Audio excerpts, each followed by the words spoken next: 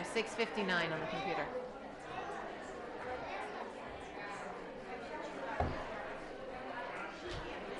Where's Pete? Do you see Pete?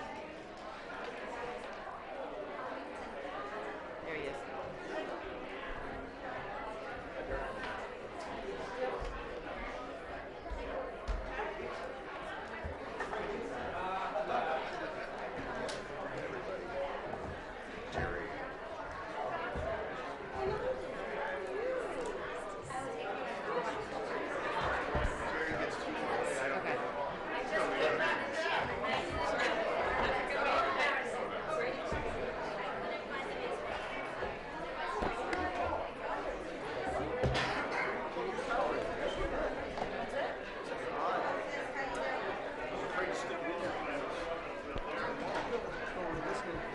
Is that what you want?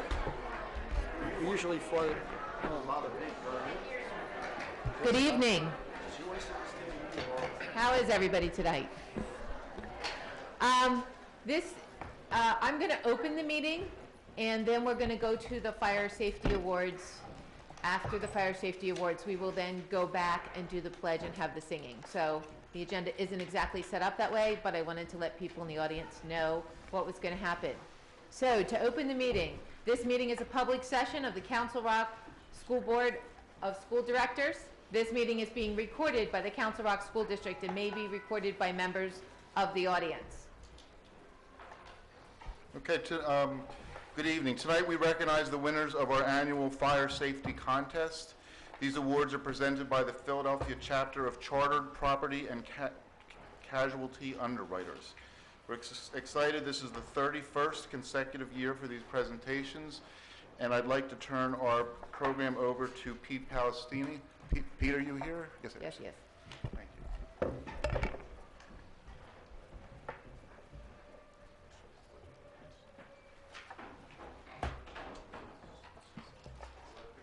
Yeah.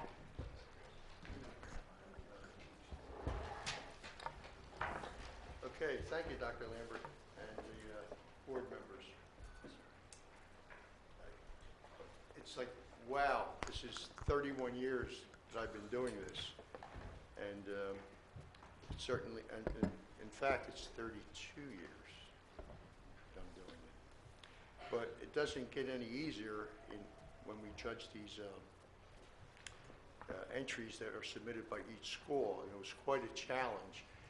And we looked at, when I say we, your president, Wendy Thomas, Northampton Fire Marshal Frank Fenton, and myself. We have three diverse backgrounds, me from the insurance safety end, and I used to be a supervisor at Northampton, responsible for public safety. Wendy has the educational skills, and I guess math skills also, in your job. And of course, Frank Fenton, being a fire marshal, is all about public safety. But there were 100 finalists that the three of us judged, and out of those 100, these are the 12 winners.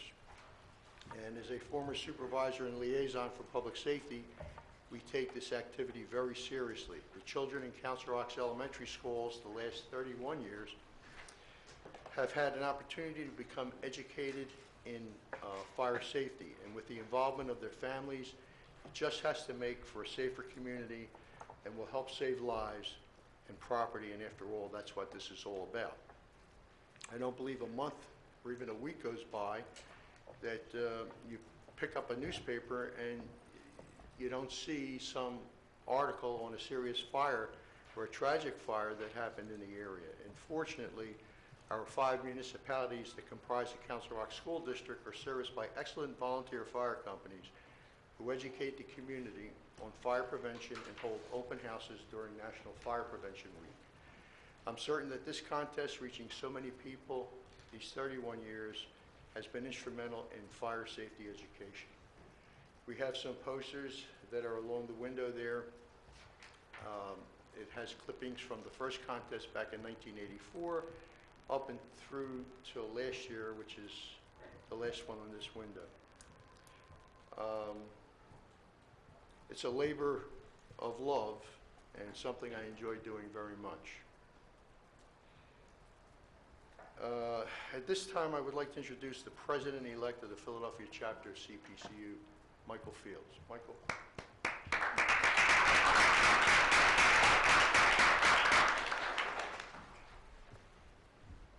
you very much. So again, thank you very much. And I want to say good evening, everyone. Thank you for having us out today. I also want to thank everyone for joining us to honor the winners of the 2014 Council Rock Fire Safety Essay Contest. Wow, 32 years, long time. As Pete said, my name is Michael Fields, and I am the current president-elect for the Philadelphia chapter of the CPCU Society.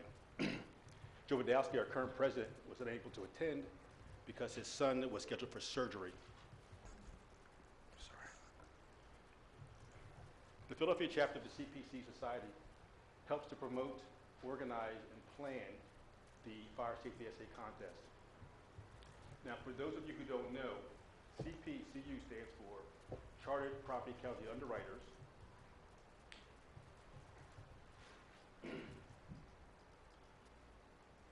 Sorry, it stands for, yeah, I'm sorry, it stands for Chartered Property, I just want to make sure I get the background straight for you. It stands for the Chartered Property and Casualty Underwriters. And the society is a community of credentialed insurance professionals who promotes professional excellence through continuing professional education and a commitment to professional ethics. The nearly 28,000 members hold a CPC designation, which is earned by completing 8 graduate and undergraduate level classes, meet experience requirements, and commit to a strict code of professional conduct. The CPCU designation is conferred by the American Institute of Chartered Property Casualty Underwriters, and they're headquartered right here in Malvern, Pennsylvania. If you'd like to learn more about the CPCU designation or the society, I encourage you to go online and look us up on the web at www.cpcusociety.org. Also, I want to thank the students, most importantly the students, for participating in this program. You know, I was impressed by the quality of the innovation used for each of these projects. One thing that the student probably didn't know, which is important for us, because as part of the insurance community, what they played was an important role as a risk manager.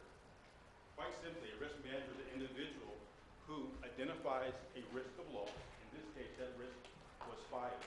They determine the best ways to reduce that loss from that risk, and then they implement a strategy to help meet the organizational goals. So I want to thank all of these students and those young risk managers for helping to make our communities a safe place to live and to work. Lastly, I also want to thank Mr. Pete Palestina. Pete has been very valuable for our organization in many respects. You know, we helped plan and organize the Council Rock School District Fire Safety Contest, but its flawless execution sure would not be possible without Pete. So Pete, we want to thank you. Thank you. No, Pete,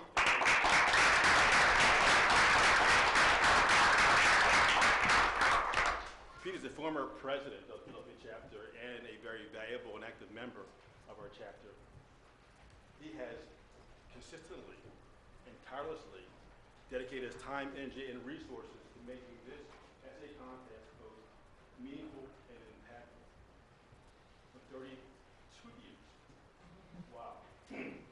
So again, Pete has been a testament not only to his community, but also to the insurance community. And Pete, I want to thank you with a small token of our appreciation from the chapter. It's a sterling silver lapel pin with the letter CPCU on it. Again, and I also want to have you help me thank Pete with a hearty round of applause.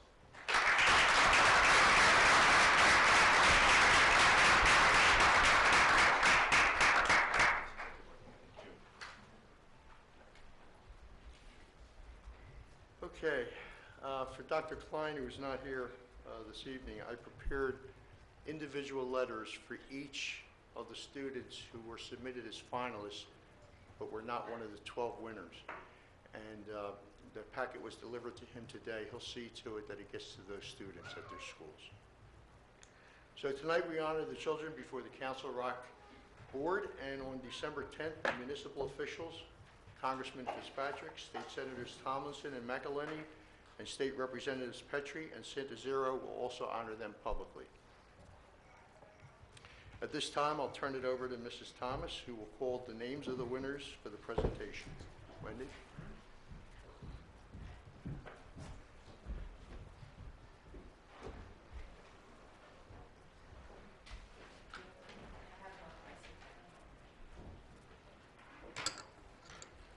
Okay, we will start in the first and second grade category. Pete.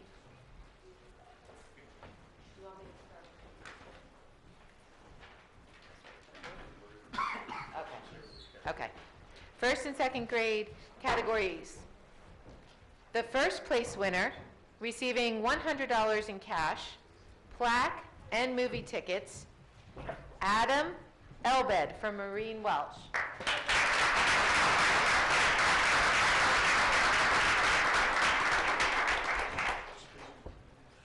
The second place winner, receiving $50 in cash, a plaque, movie tickets, Benjamin Condell.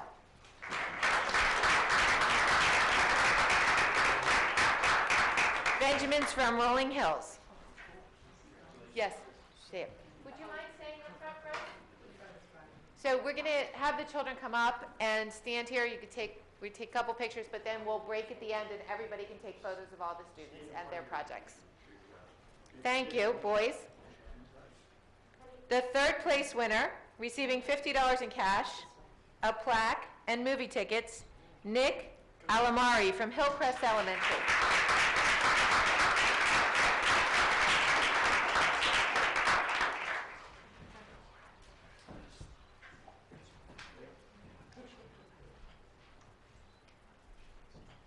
And our fourth place winner, also receiving $50 in cash, a plaque, and movie tickets, Hannah Erickson from Churchville Elementary.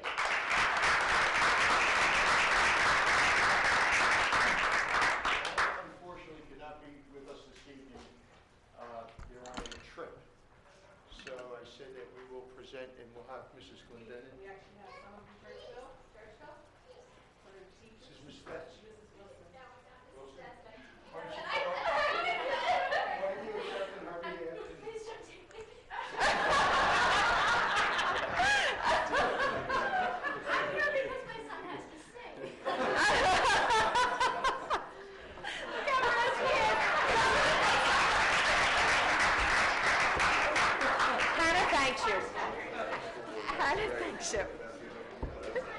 Okay, we're going to move on to the third and fourth grade category. First place, receiving $100 in cash, a plaque, and movie tickets, Annika Architana? I'm sorry if I said your name wrong, from Richboro Elementary. You can come up and tell me how to say your name.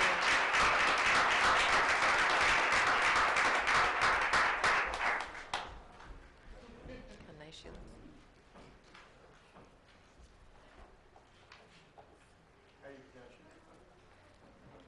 Ankita. I'm sorry, Ankita. Second place winner, receiving $50 in cash, a plaque, and movie tickets, Max Lynn from Newtown Elementary.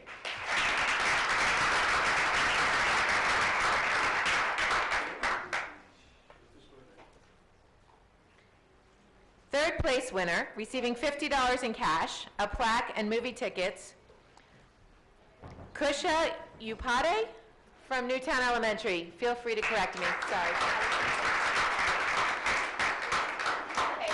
That's Kushi from Newtown Elementary. And friend.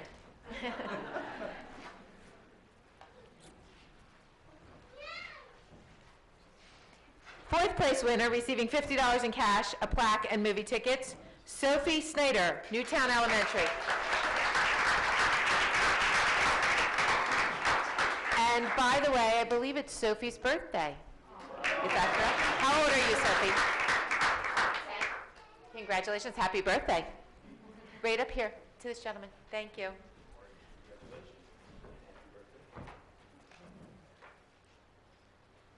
Okay, moving on to our 5th and 6th grade category. First place, receiving $100 in cash, a plaque, and movie tickets, Jackson Meckenhall. Thank you, Richboro Elementary. Come on up, Jackson.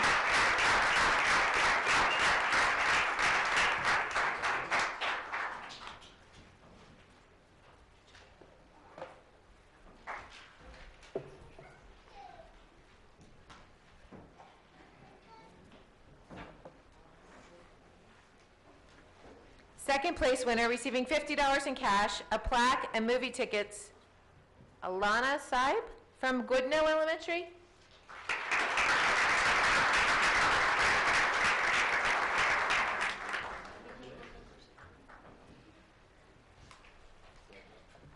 Third place winner, receiving $50 in cash, a plaque, and movie tickets, Lorena Yee from Goodnow Elementary.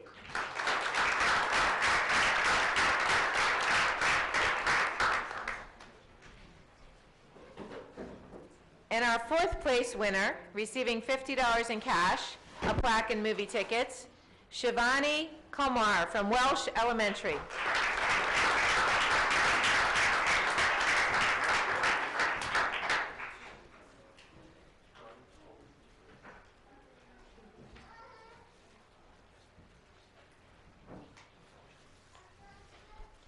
A round of applause for our winners.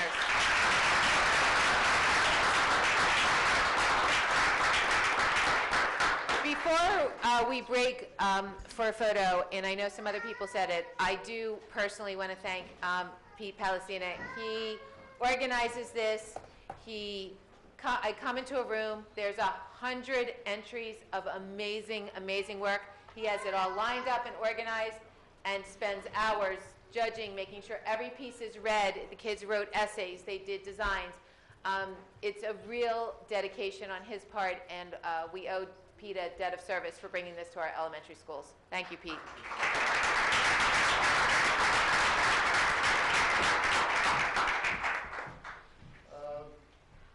Kind of a sad note for me, and Mark Klein's not here this evening, but Mark has been working with me on this for so many years. This is last year. And Joy Clendenin also, or Joy McClendon is also in the same position. But I had 2 of these books that I made last year. And it has the history of this contest from 1983, or 1984 rather, all the way through till last year. And the publisher's out of business. There were only 2 of them.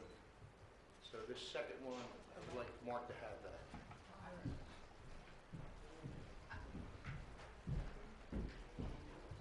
I will take it on his behalf.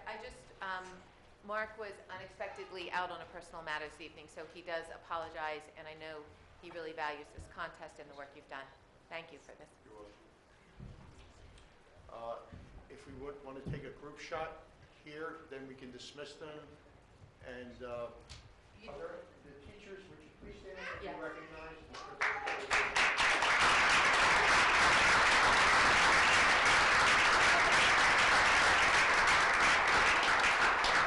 want them to read the artwork?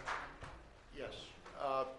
What we're going to do, guys and girls, after we take some shots here, we're going to go into one of the other rooms, teachers, your parents, and we can take different photographs. The school board can go about their regular business. You'll leave your posters here, okay? They'll be taken care of. They're going to get them to the Northampton Township building where we'll have a ceremony for the public officials there on December 10th. Okay? So why don't you just stay there and we'll take a shot, group photo. Michael, if you want to start. Can you guys just get together a little bit more? Yes. Yeah, I will.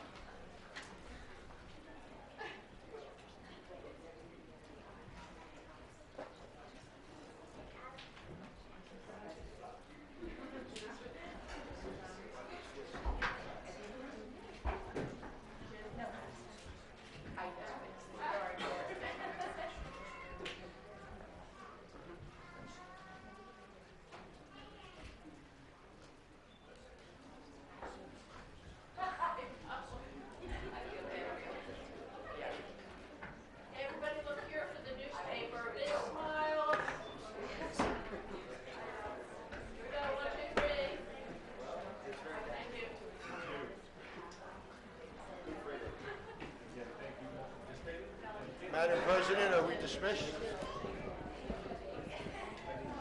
Are we dismissed? Yes, thank you very much. Thank you very much. Okay, all right. Hands crossed.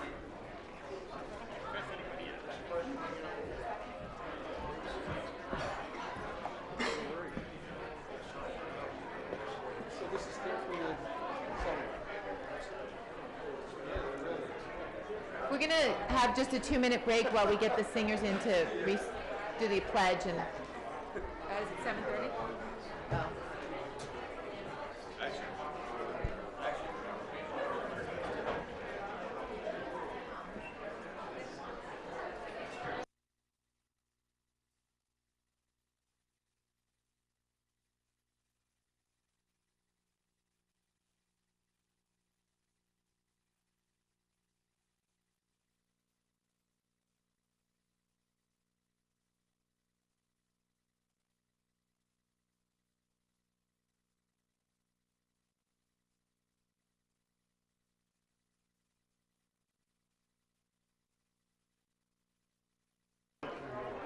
Ladies and gentlemen, and board members, we had said we would not start our regular part of our meeting till 7:30, so I'd like to put us on recess until 7:30. Is that okay? Okay, recess till 7:30. Thank you.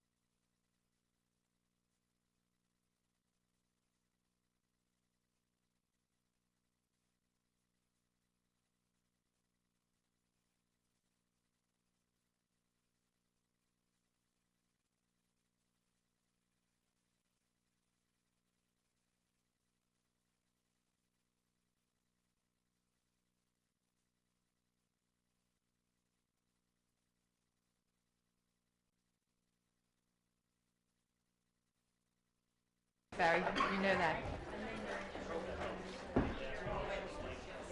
Okay. Who are we missing?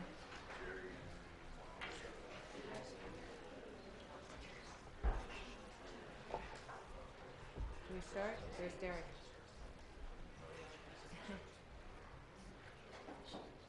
Just 2 minutes, sorry. We're missing some of our board members. There's Mr. Graff in the back.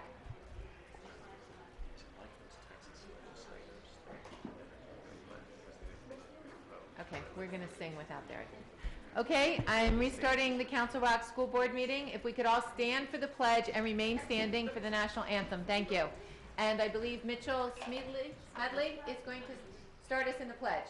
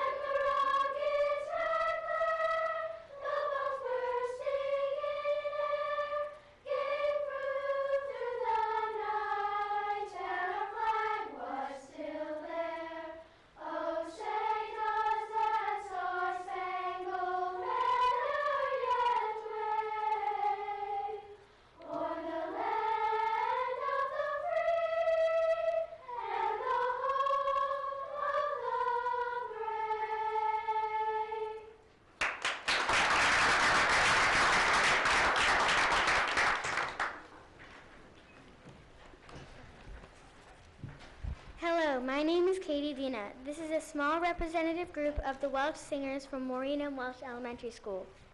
Our ensemble usually numbers 63 members. Tonight we will be singing A Festive Fa-La-La by Mary Lynn Lightfoot. This song only has 2 words, fa and la, but we hope this song gets you in a festive mood at this special time of year. Michael Chojak will be playing the finger cymbals, and Alex Defus will be playing the keyboard. Thank you.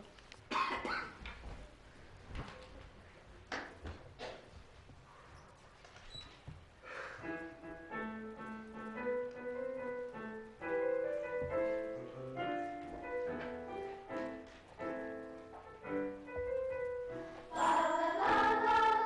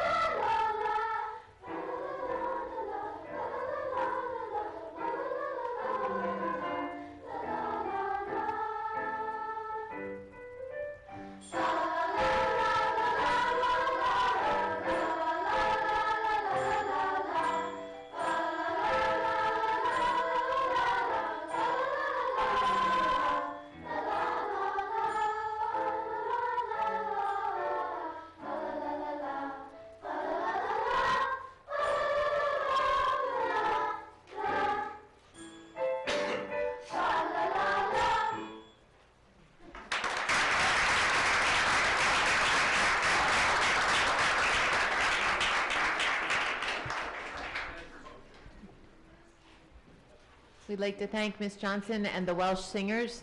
You guys were great. Thank you so much for coming.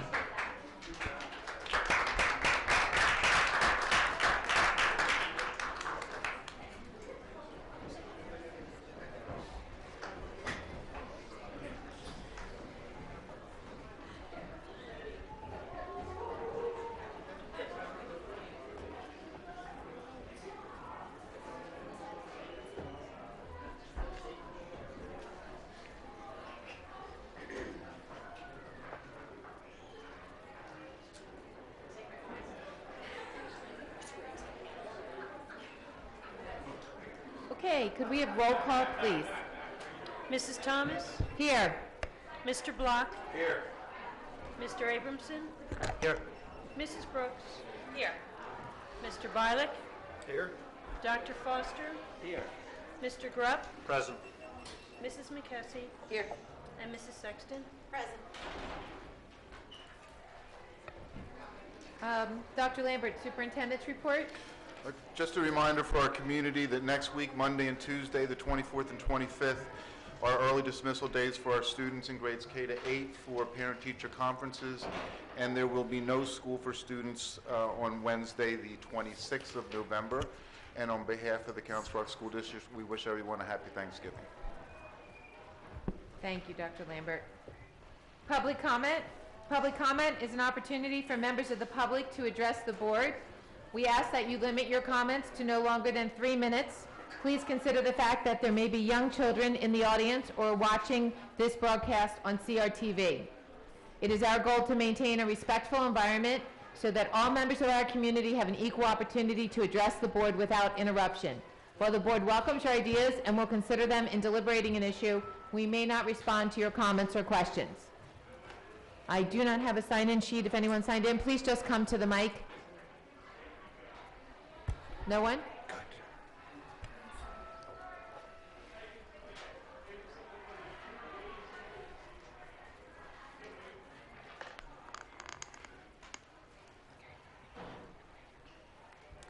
My name is Autumn Williams, and I'm from Wrightstown Elementary School. I would like to start off by saying thank you to everyone who worked on the new report cards, but I was very excited to come home and look at and show my parents my report card, and then I looked at it. I was disappointed because it was not as detailed as it was last year. I did very well on all of my tests this year. Examples are 90%, 96%, 102%, 105%, and my report card just had M's and blank spots for everything else. I thought the school board might be interested in hearing from an elementary school student who was affected by the changes. Thank you. Thank you. My name is Melissa Williams, Wrightstown. Quick thing, I agree with my daughter. We were a little surprised, which I explained to her was partly Mom and Dad's fault because we didn't show up to those meetings as well. Put our input in, but if we continue to have those meetings, we will show up and try to help as much as we can. They seemed less detailed. Maybe we're reading them wrong, we're not sure. Also, I've been asked by several parents of Wrightstown Elementary to please just request from the board and the administration tonight to keep us informed of the changes occurring in Wrightstown Elementary for next year. There are quite a few parents that are extremely concerned of the changes for 5th and 6th grade, most likely. We know that that's not a definite thing and nothing has been voted on, but we would just really like to make whatever change happens a smooth and exciting one for the kids and to have it go as well as possible. We would be happy to set up meetings with the administration, with the board, with anybody that would like to talk to us and keep us informed. Email, paper, phone, any communication would be appreciated. Anyone that would like to speak to me about it, I have tons of emails flooding my account right now. We'd also like to pick a board liaison just for that, and that's not me because we're 3rd grade right now. But as much communication would be greatly appreciated as can be offered. Thank you. Great, thank you. Anybody else like to address the board?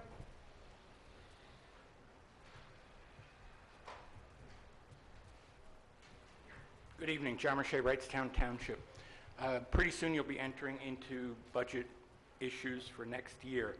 And before you do, I would encourage the board to take a look at what happened over the last couple of years with the board policy on fund balance.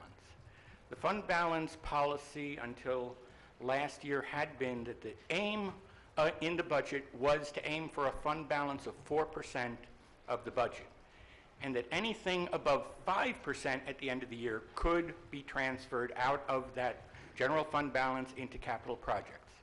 Last year, the board changed the policy and made the target 5% of the fund balance. And yet, they still kept in the part where anything above 5% could be moved. Now, the original intent of that 1% cushion, I believe, was to have a little leeway, to have a sort of safety cushion, because from what I remember in watching prior boards looking to the budget, they were looking for a target of someplace around 4.25 to 4.35%, meaning if it went a little lower, nobody was going to scream because we were still safely above 4, and there was still a lot of leeway before it went to 5. The difference between 4% and 5% is about a $2 million spread.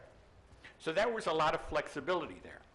What's happened now is that you've created almost a self-fulfilling prophecy that you're almost always going to have a fund balance above 5% at the end of the year. You no longer have that 1% spread.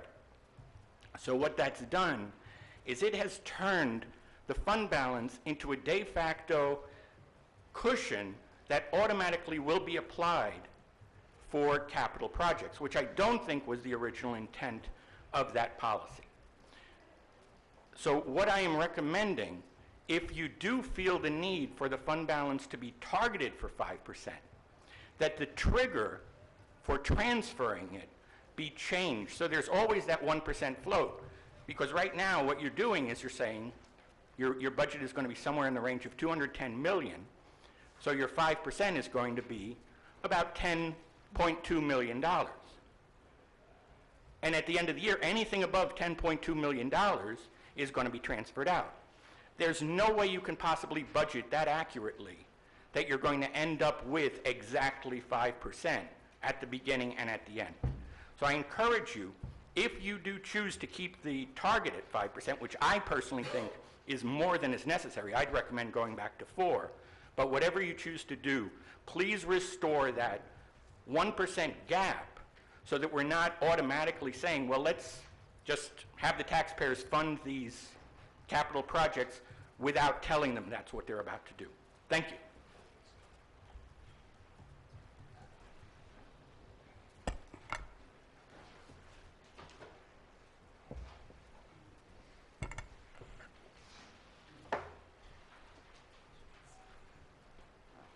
Ed Farling, Holland, PA.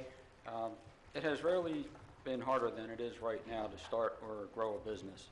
There's, of course, the general state of the economy that we all know about. There are also constant demands for more from our businesses. Businesses are told they need to pay their people more, to give them more health care, to be patriotic and pay more taxes. And then there's the cost to the businesses of just innumerable regulations, which businesses don't even get the righteous indignation of branding unfunded mandates like the school board can.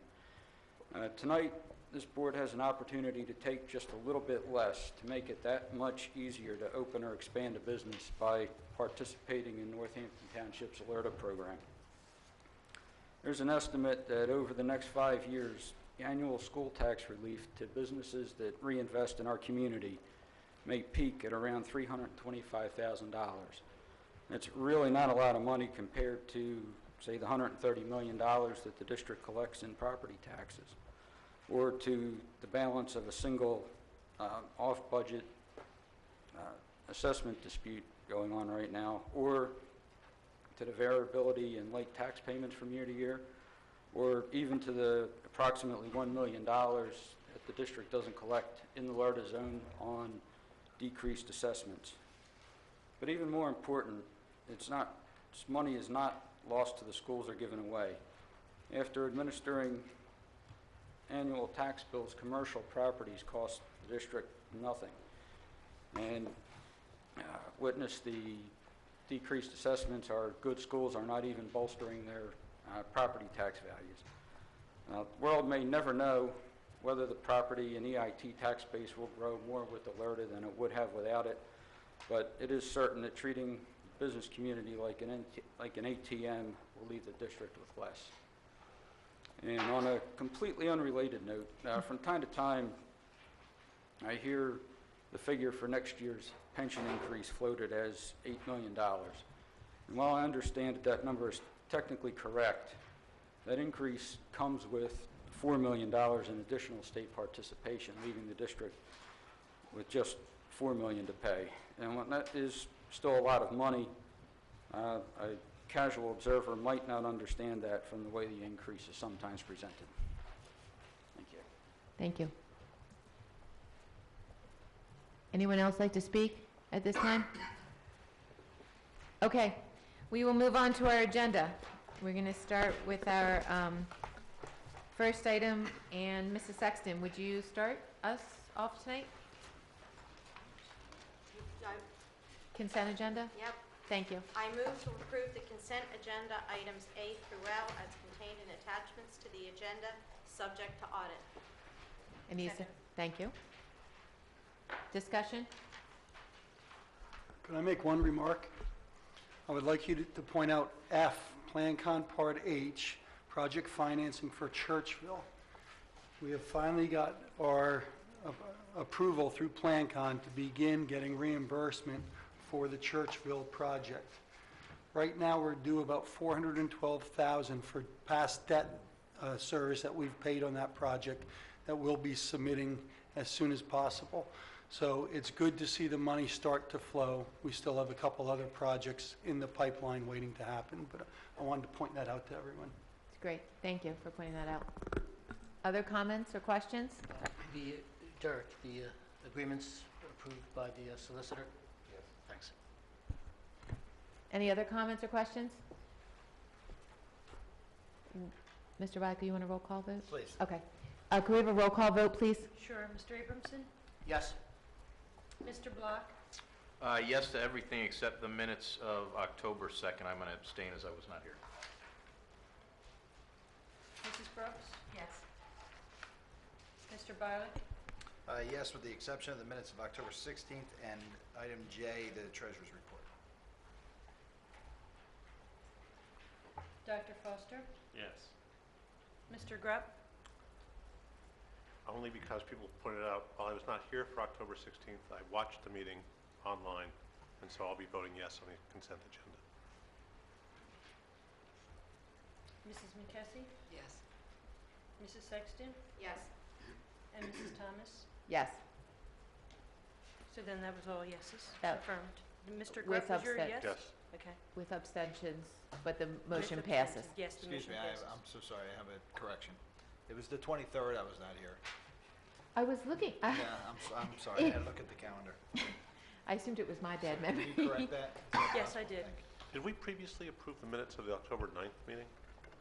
We did quickly because there was something in them that, Okay, I just I didn't read. can't remember, there was something in. That's fine. Before we posted something on YouTube, we wanted the minutes to correlate. That was the meeting with the bad sound. Right. Thank you, that's- Denise. that's- And that's Thank why I you. was asking, because it's Yes. just not listed here. Okay, I just didn't remember. Okay, we're going to move on to item number 1. Dr. Foster. I move to approve the attached resolution that provides for the Council Rock School District to participate in the 5-year tax exoneration for property owners in the local economic revitalization tax assistance zones in Northampton Township. Second. Comments or questions? We have a presentation prepared by Oh. Mr. Pellegrino, Township Manager for Northampton, I that did he'd know like to that, go over sorry. prior to the vote. Yes. And you'd have an exchange of information there. And Mr. Moore, a supervisor, is also with. Thank you, Mr. gentlemen. Thank Pellegrino. you for joining us this evening. Thank you. My name is Barry Moore. I'm a Northampton Township Supervisor, and this is Bob Pellegrino. So I'm here to talk about my favorite topic, which is LERTA. So Put to our trustee here.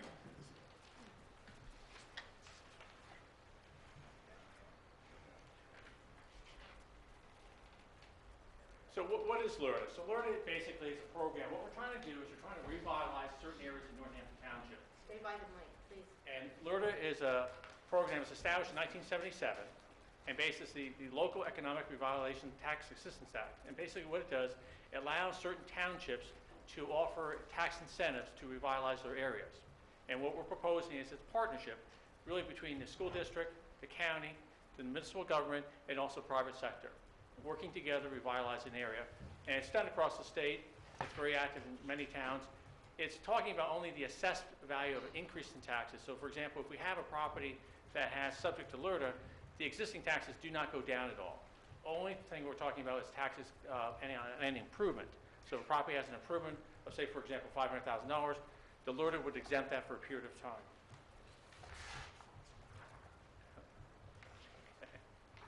Why don't you explain the process that we do? All right, good evening. Before I do this, I want to acknowledge the attendance of Mr. Larry Weinstein, a Board of Supervisors member, and also Dr. Kimberly Rose, who's here in the audience. LERTA process. The process involves the township, the school district, and the county adopting either ordinances or resolutions to implement the program. And the ordinance that the township would adopt sets the parameters of the tax abatement. The first step, however, is for the township to designate the areas that it wants the law to apply to. And in this case, we have selected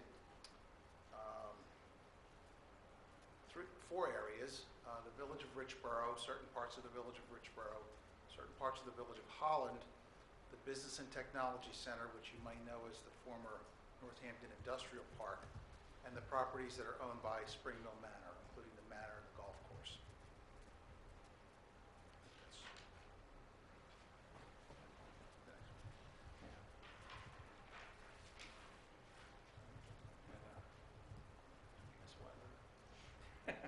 Missed it. That's fine.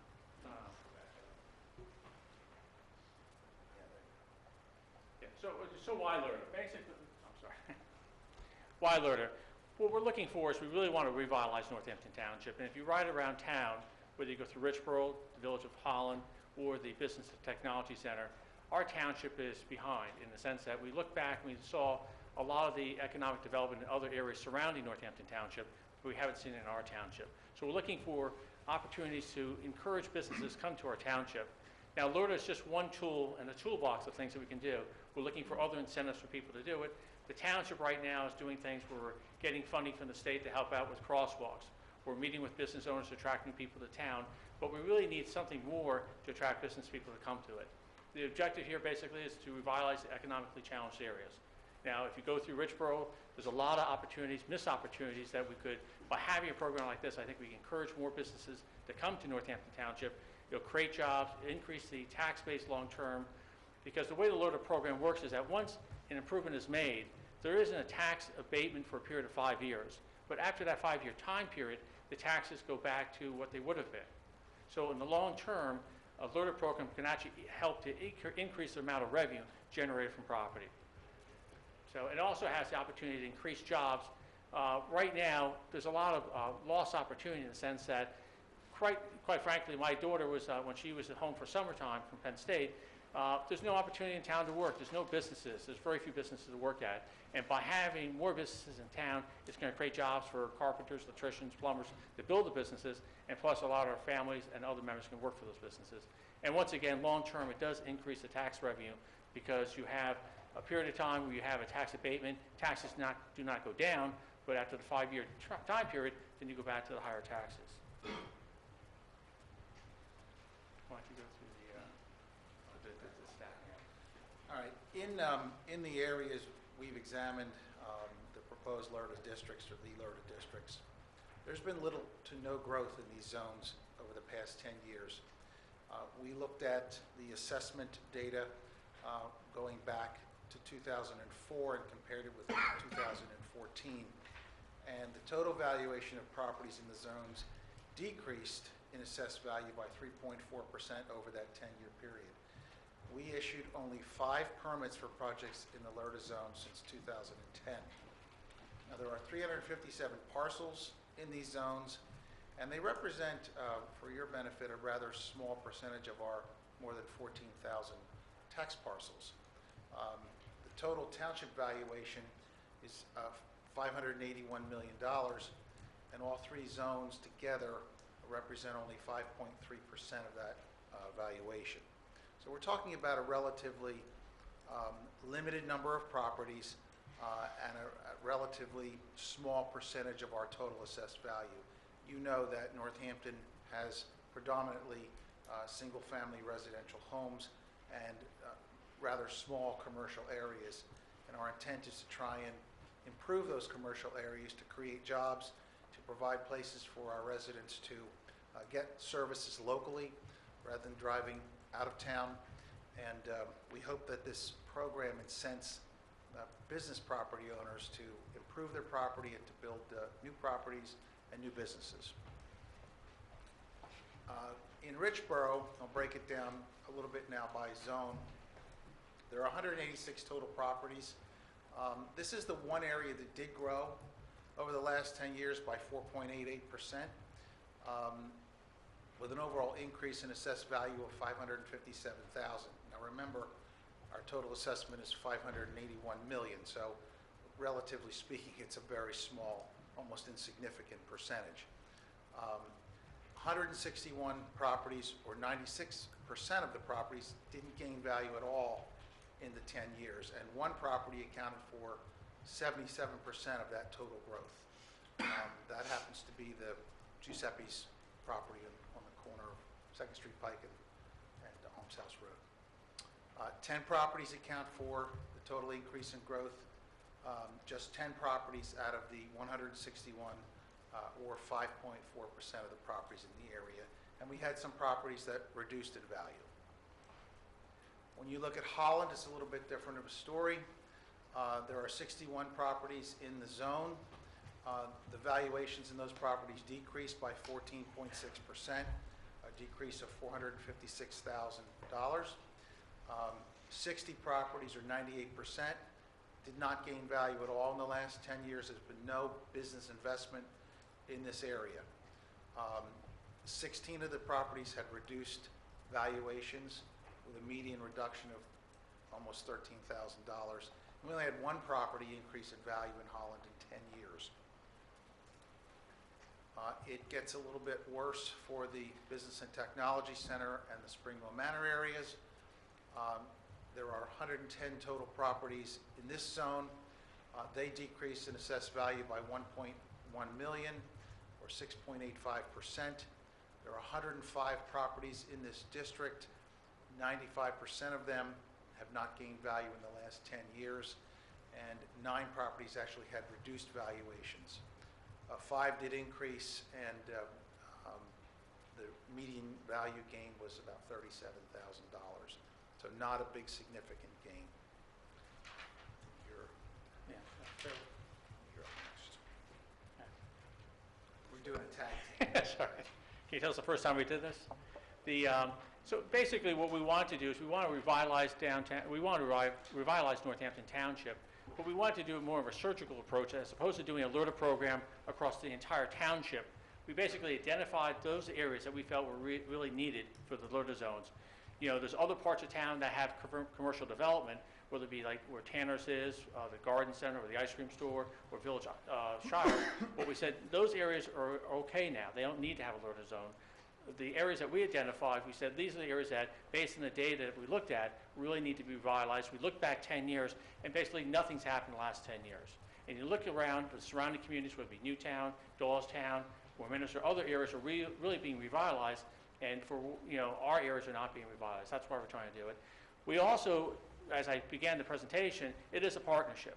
And it's a partnership between the school district, the county, the township, and also the business, the stakeholders. And we spoke to the various stakeholders. And based on the feedback, we did adjust the areas that we're talking about.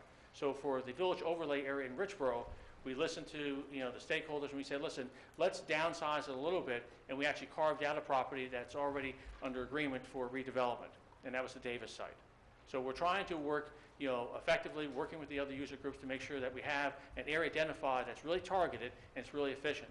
The other thing I like to say is that the program, the LERTA program, has flexibility in the state where there could be up to a 10-year program. But what we want to do is really jumpstart this program and have it really get everybody's attention so we could have instant growth as soon as possible. So we designed a program that's going to be for 5 years, and we did 100% tax abatement for those 5 years.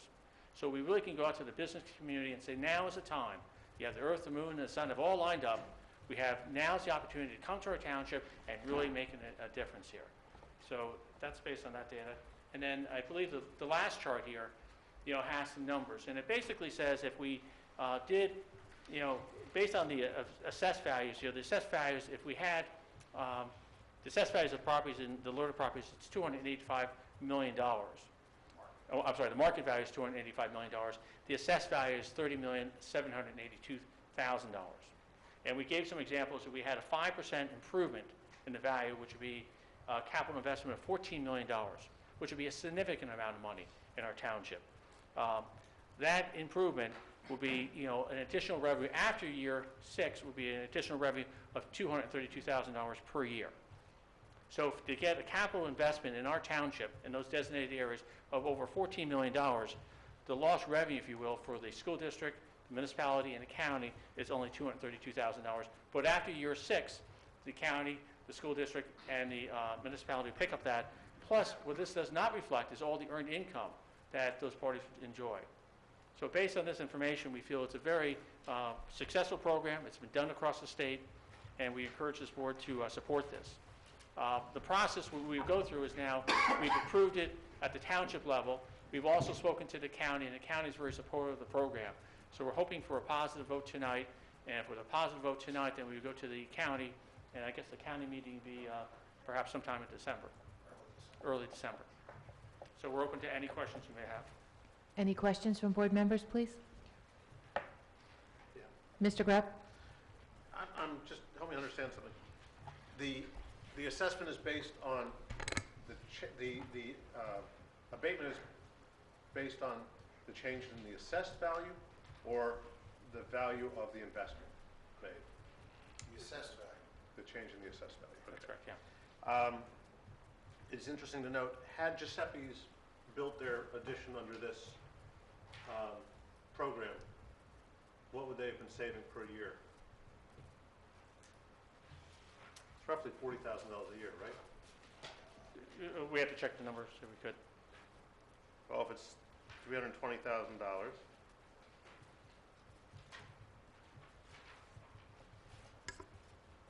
so I call it out just because it's, we talk about examples, and that's one example. Well, to be honest, a simple example would be if you had a property that was $1 million property that This had was the example I chose, that I wanted to get the sure. number on the example that you presented and I just asked about. Sure. Other questions? I think some other board members have questions. Sure. Mr. Aronson? Mr. Moore, did Northampton Township already pass their resolution with regard to LERTA? We did. We passed actually 2 resolutions. We passed an initial resolution, I believe it was back in August, and then for the general guidelines with certain areas designated. And then what we did is we wanted to make sure we had a commitment among the Board of Supervisors. Then we went to the school district, and we also went to the county to present the opportunity. And then based on that feedback, we made another amendment to the ordinance last night. So we actually downsized the village overlay area in Richboro by deleting the Davis property. Do you know what the approximate loss in Wait, revenue? I'm sorry, Mr. Grepp, I'm sorry. I Well, just wasn't want to let gonna Mr. get them either, Aronson, but that's- he's, Wait, so you made that change last night, that's reflected in the maps that we have? It is reflected in the Yes. map. That's correct. Okay, and also, what about the county? Did the county pass a resolution? It'll be December. No, the county, basically, we've talked to the county, and Rob Loughery was at the last meeting for an executive session here. His position, basically, from a county perspective, is that if the township and the school board come to an agreement on LERTA, that the county will be supportive whatever they agree to. Let me make a clarification. Sorry, it's important. The commissioner was here at a publicly advertised That's what I was meeting of gonna the say, Mr. Finance Committee. It was not an executive session. It was an advertised meeting available to the public. Mr. Amerson, are you done? No. Did Northampton supervisors approve this unanimously? They did, yes.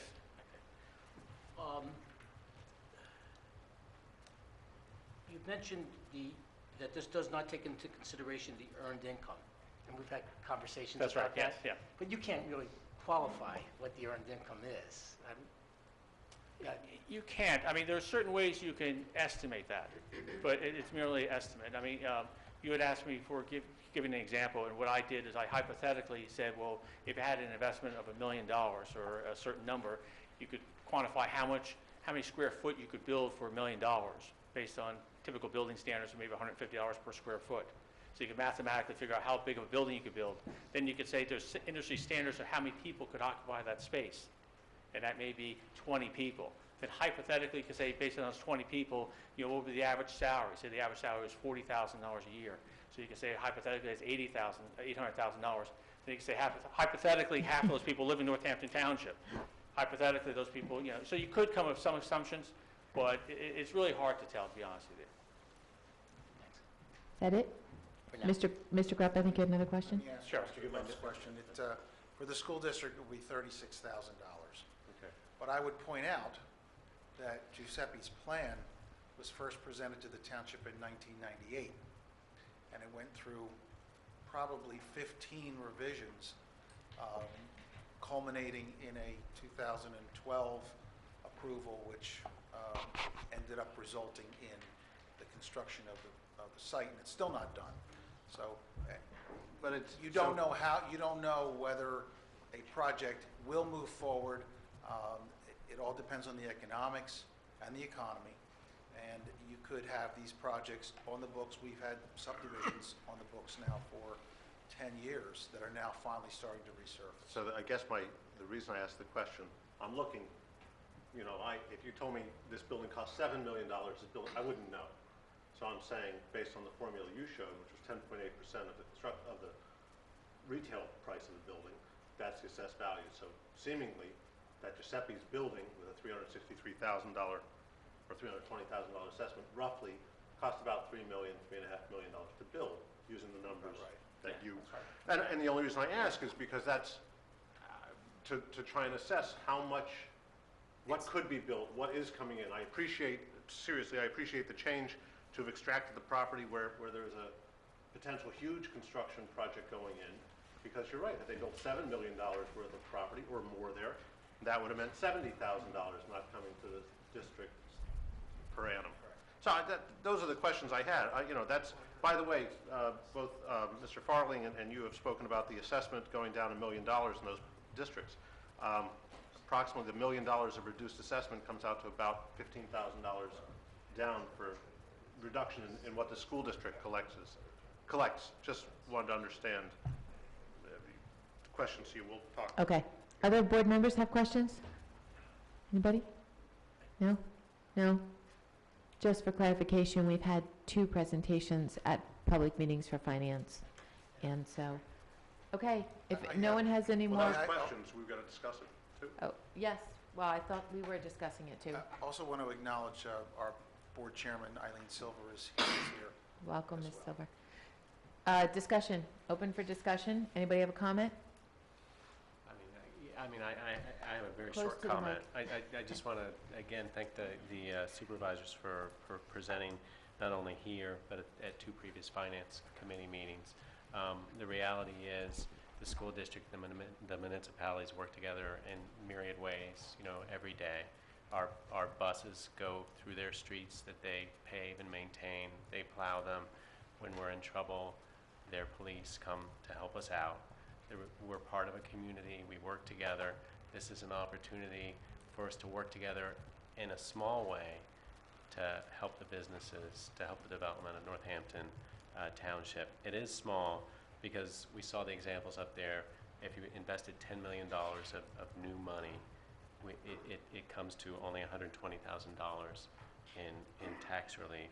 So it's small, but it may help. It may make a difference. And it's a great thing. I wish we could do more. So I just want to thank you for giving it a go. And I know it's part of a coordinated effort with the county, It's part of a master plan. This is a full court press to bring people in. And again, I think we all wish, instead of talking about closing schools, we were talking about keeping them open. And the way you do that is having jobs for people to move here. So we have great schools.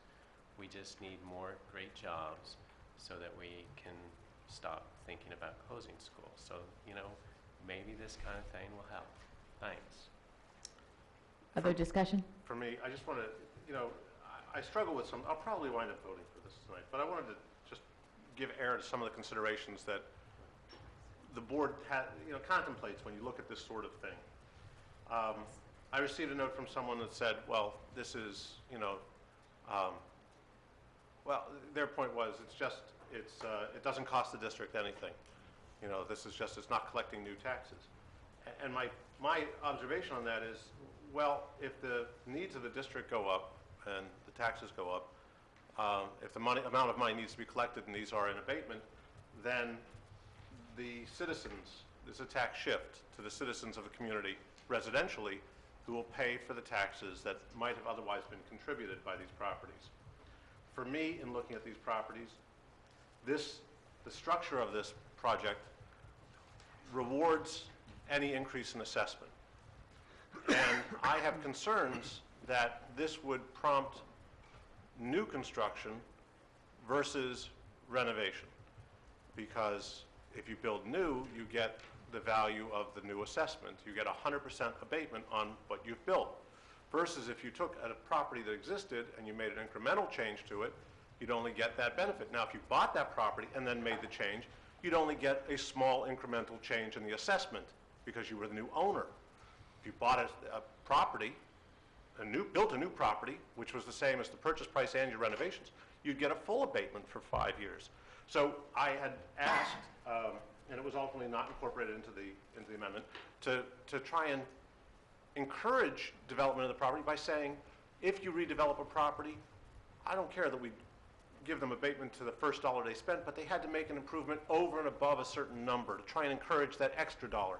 Because I'm very concerned that as a board, we will be approving, and while Mr. Pellegrino and Mr. Moore spoke to it at some level, that we would be approving projects that might already be contemplated, that it's just found money for those people developing it. So I struggle with that. I appreciate, and I think the last slide is probably the strongest, that we're not making a huge exposure to the district in foregone taxes and not being able to collect taxes on property, because it would be a consequential number to add $28 million of investment over the next 5 years. But there were some other features I asked for that aren't included, and which I'm disappointed on. And that was, there have been a number of properties here, not a great number, but they have gone down. One question, Mr. Moore, Mr. Pellegrino, the numbers you showed when you talk about 95% of them have not gone up. There were 105 properties. Is that just commercial properties, or that's all properties in the district? All properties. All properties. So it includes the residential properties. So do you know how many of those? No, there There are no residential in any of those? Correct. Okay, cool. Good. Because my struggle is that there's an ability to buy into this program, to have property, have it reassessed lower because, well, it's not worth as much, haven't developed it yet, and then to develop it or fix it up or do whatever it is, and you get the full value of whatever that reduction is. So I had asked for a 10-year look back that any improvement made or any change in assessment would only give you the increment between the highest of the past 10 years. And that was opted not to be in the name of simplicity. So I just, you know, these are things that happen. I am also concerned, and I guess we'll cross that bridge when we come to it, which is this is only being done for Northampton. And I anticipate that there are a potential for other communities within our area to come forward and do that. And, you know, we'll have to deal with that when that comes forward. You know, I know that when you look at Lockheed is now a $30 million property that is for sale. There's a chance someone might buy that, and, you know, Newtown may want to put together a program for abatement. We'll deal with that when it comes, but having said that, I understand the principles, I understand the concept, I don't think it's a huge exposure, but I think the community is owed the notice that it's not just, or at least for me, I imagine for other board members, I hope I speak, that it's not just, oh yeah, it's a great plan, go forward with it. There's a lot of thought and consideration into evaluating this type of thing and determining should you go forward or should you not go forward. To that point, I think we owe the supervisors thank you. I know they met with me individually, and I believe they met with other people on this board individually, not for 20 minutes, but for hours, to go through what are the pros, what are the cons, what are our concerns. I'm going to make this brief. We've had a lot of conversations about this, but I had a concern, like was mentioned, that some things were already in the works. And so by doing this, I wasn't enticing somebody. I was merely, somebody was ending up with a windfall. And at a point where we need every tax dollar we can get, I had some concerns about that. After looking over the data and seeing what's been done, I am fully comfortable with this. And it was never not wanting to be a good neighbor, because we need the township and they need us, and it's really all our community's money. We're all dealing with the community, so anything we can do to support the community, we should. But we do take the money that comes into this school district very seriously, and we try to be good stewards of that and good stewards of it for everybody long term. But I appreciate all the time that was spent with us individually and collectively, and I'll also be supporting it. So, Mr. Abram, I'm sorry. You go ahead. Mrs. Sexton, go ahead, he deferred. When we went and spoke with Mr. Pellegrino and Mr. Moore, we were happy that they compromised with us, took the Dreyer property out, because that was the main property that was here already and didn't need to be enticed. I'm hopeful that you guys have a bit of right in you, and that this will indeed, 5 years from now, bring this district more money in that area, in the commercial area, and maybe we'll be able to tax homes and Less. properties less. That's the biggest hope of this for us. Right. You know, we live in a bedroom community. We chose to live in a place where there weren't big malls and there weren't, huge industrial complexes. We like our little town. I'm even comfortable with the kind of grungy look that, things have. It doesn't bother me so much. I think it's okay. But I get that we could do better as a community and look more a little upscale, and maybe we bring in more business and they bring in more jobs and we get more taxes. And then we don't have to charge the senior citizens and moms and pops as much money. So I'm hopeful that this works. I think that's this is our chance to maybe do something bigger.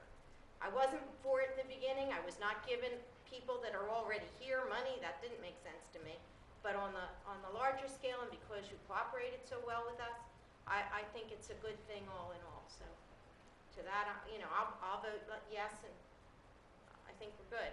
Mr. Abrams? I'm sorry. Are you good? Mr. Abramson, I think you were next. Yeah, just to confirm with Mr. Reinhardt what we talked about. When you do the budgeting, you base it on certain assumptions. But whether this board approves this resolution or doesn't approve the resolution is not going to affect your budgeting process and planning. No. Thank you. Thank you. Mr. Biley, did you want to say something? Thank you. I think it is about being good partners and good neighbors, and I think everyone on this board is here with that spirit.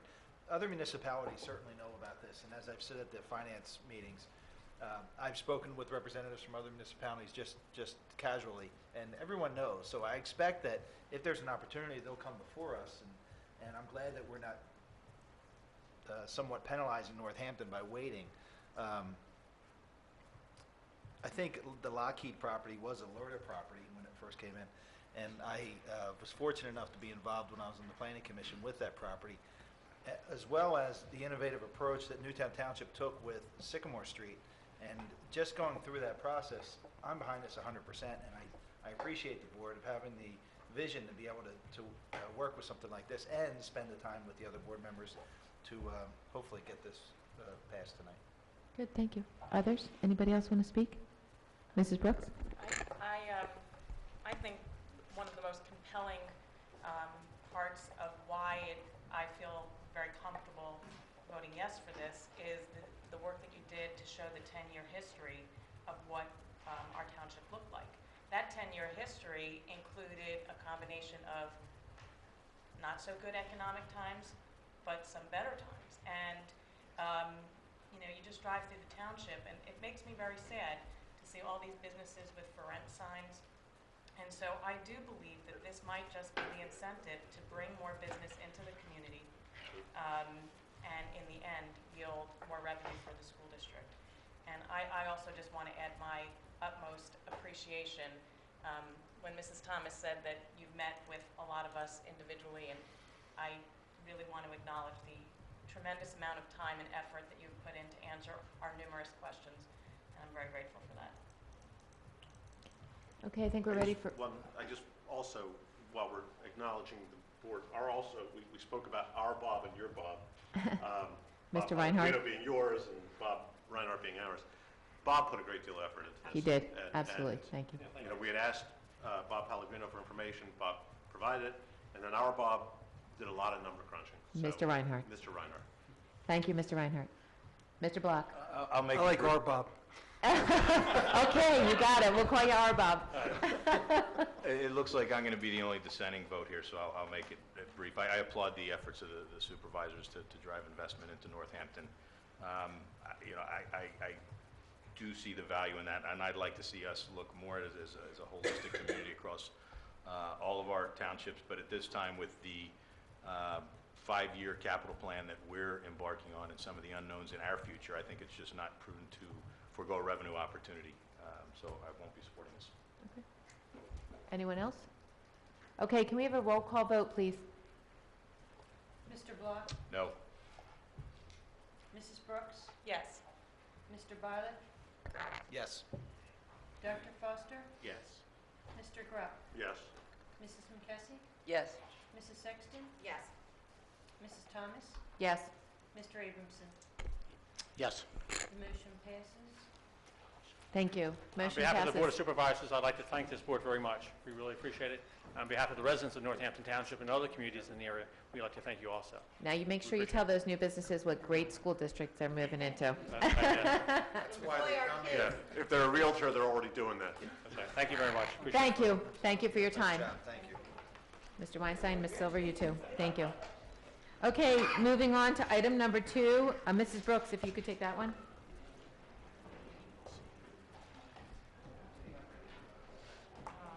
I move to approve the personnel actions as contained in the attachment to this agenda. Second. Ms. Trioli, do you have anything? Okay. Anyone on the board? If we say no, do they not get to retire? Yeah, exactly. Yes. Yes, they do not. I think if they stop showing up, though, we have to stop paying them. It's a good plan. Can we have a roll call vote, please? Mrs. Brooks? Yes.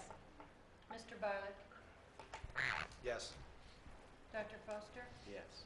Mr. Grupp? Yes. Mrs. McKessie? Yes. Mrs. Sexton? Yes. Mrs. Thomas? Yes. Mr. Abramson? So we should just acknowledge Mr. that. Block? Oh, Yes. sorry. Motion Oh, we passes. forgot him. No, sorry about that, Mr. Block. I just want to acknowledge that in the motions, Mrs. McClendon will be retiring, which has been announced. We will miss her greatly. Item number 3, Ms. McKessie? I move to approve the ASAP Munis Integration Frontline Technology Proposal as contained in the attachment to this agenda at a total cost not to exceed $7,500, subject to audit. Can I have a second? Second. Thank you. Any comments?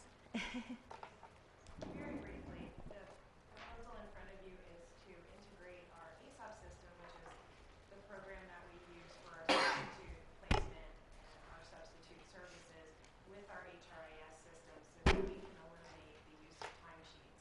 So that's the main purpose of what's in front of you. We, myself and the data systems support department, we're attempting to configure the system and to set this up on our own, but it's actually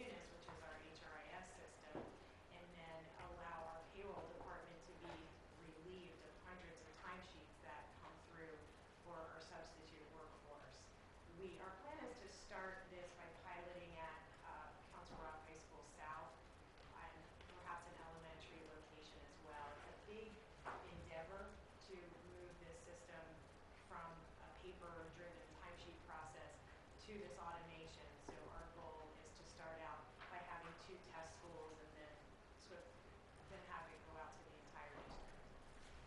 It's currently a paper process?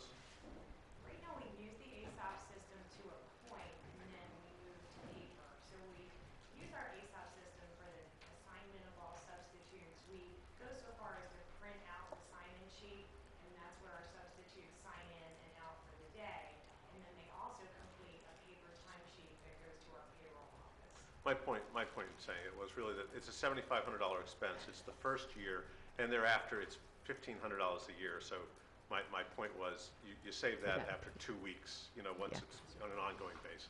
My thought exactly. Stepped out, but I know this is a project that he's excited about as well because the alleviation of work from his department is one bonus, but also the control that this is going to give us. We both have a great number of concerns over the paper-driven timesheet process for so many reasons, the Affordable Health Care Act, the tracking of hours. I could go on and on. So I'm excited about this project, and Frontline Technologies is such a respected group, and I know that I think it'll be a very successful endeavor having their help. Good. If we approve this now, when would the pilot begin? So in January, they would come out to help us set up our system. I don't think we'll be ready to pilot until fall of the following school year. And then we may, I'm sorry to interrupt you, but the data system support team and I are thinking about piloting in the late spring, but we want to be careful and make sure we're ready.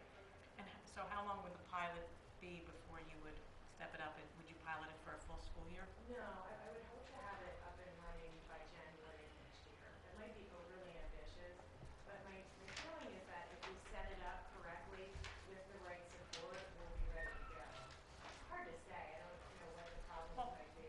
By piloting a school like South, I mean, it would be one thing if you were just piloting in an elementary school. By piloting South, you're taking a good chunk of experience from that. So I think that is a very good choice. And we're very fortunate. Our main campus user at Council Rock South is a student in the program, ASOP, and she's one of our strongest users. And we often will bounce things off of her as we're exploring other functionality, which is why we picked her. And she reluctantly agreed to be a partner with us. Any other comments or questions? Hearing no objection, I'm going to ask the secretary to record the motion as passing with unanimous consent. Mr. Bialik, item number 4.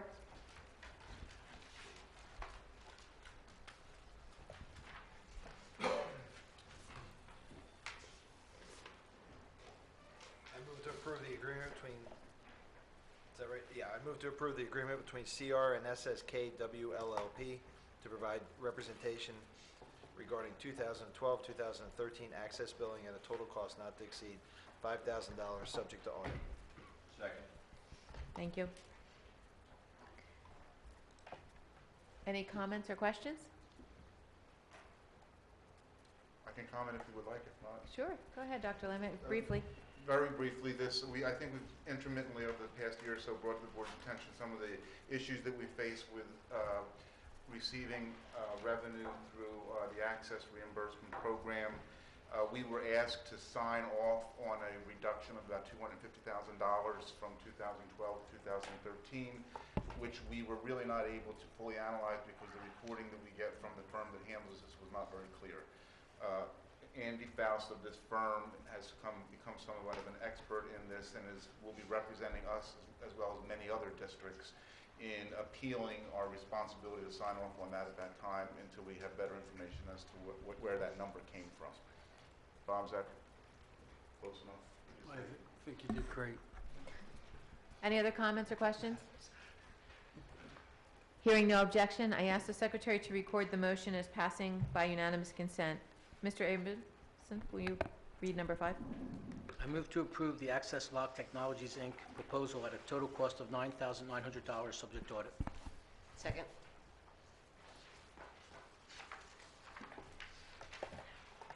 Mr. Frederickson?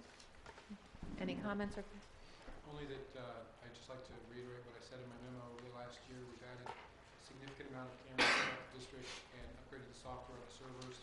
And this is the final phase of the project, just like we do for our HVAC systems. The final commissioning of the camera system throughout the district we believe is required. This comes at a recommendation of the committee, which consists of Mr. Rick, Mr. Taylor, and myself. I'd be happy to answer any questions you may have. Any questions? There's a optional or additional... Mike, please. There's additional cost of cleaning and polishing the cameras of $2,450. That's not suggested? I don't believe we're going to do that. We don't think it's necessary, but the reason we wanted it in there is just in case they come across cameras that actually do need it. So we could prove that at a later date at the same cost? Thanks. So you're not asking that at a per unit cost? What we're hoping to do when we're finished with the commissioning is if there are cameras that require that, they'll give us, there are 15 cameras that we recommend this for. I spoke to Dan the other day, and they're actually going to, when they're positioning them, they're going to wipe them down and clean them anyway. Okay. Any other comments, questions, discussion? Okay, hearing no objection, I ask that the motion be recorded as passing with unanimous consent. Mr. Block, item number 6, and there are a couple motions, please note. I move to approve the agreement between Council Rock School District and Schrader Group Architecture LLC for architectural services for the Holland Middle School additions and renovations project at an estimated amount of $2,231,250 based on a fixed fee of 5.95%, with a construction cost budgeted at $37,500,000, including reimbursable expenses subject to audit. And I move to approve the agreement between the Council Rock School District and Dewey Engineering Incorporated for construction management services for the Holland Middle School additions and renovations project at a cost not to exceed $1,045,418 based on 46 months project duration, including reimbursable expenses subject to audit. And I move to award the professional services agreement for geotechnical investigations to David Blackmore and Associates at a total cost not to exceed $26,560 for the proposed Holland Middle School additions and renovations project subject to audit. Second. Mr. Taylor? Oh, there you are. Yes, these motions are basically based upon the November 6th board approval of these very same projects. So the first item is for the architect based upon the interviews that we conducted for the Newtown Middle School project at that time. We made mention that if we move forward with a second project, that we would consider the services of Schrader Group Architecture.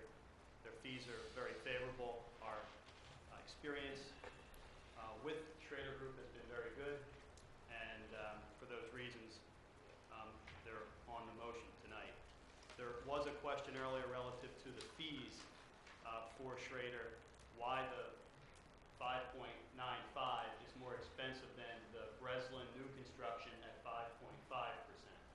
And the reason for that is a renovations project requires more work on the architect's behalf. I mean, they have to come out and perform a survey of a facility, spend a lot of time investigating connections to existing structures, documenting that existing building. So there's a significant amount of hours, more hours, put into that project in a renovations project.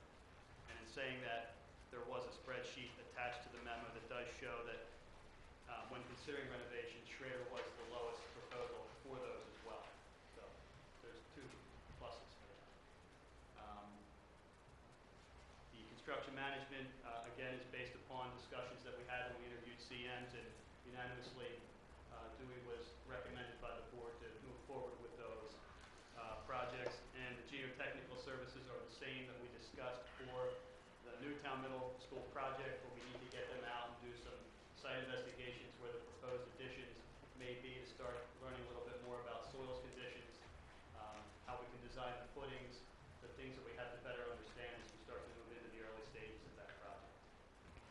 I also, do you want to introduce Mr. Schrader? So yes, I do have David Schrader in the back of the room, and I have Arif Fazil from Dewey Engineering, and Warren Gerecke's in the far back, who's managing the Goodnow Elementary School presently. So thank you for being here. If you have any questions for those firms, they are here to answer anything you may have. Great. Thank you, gentlemen.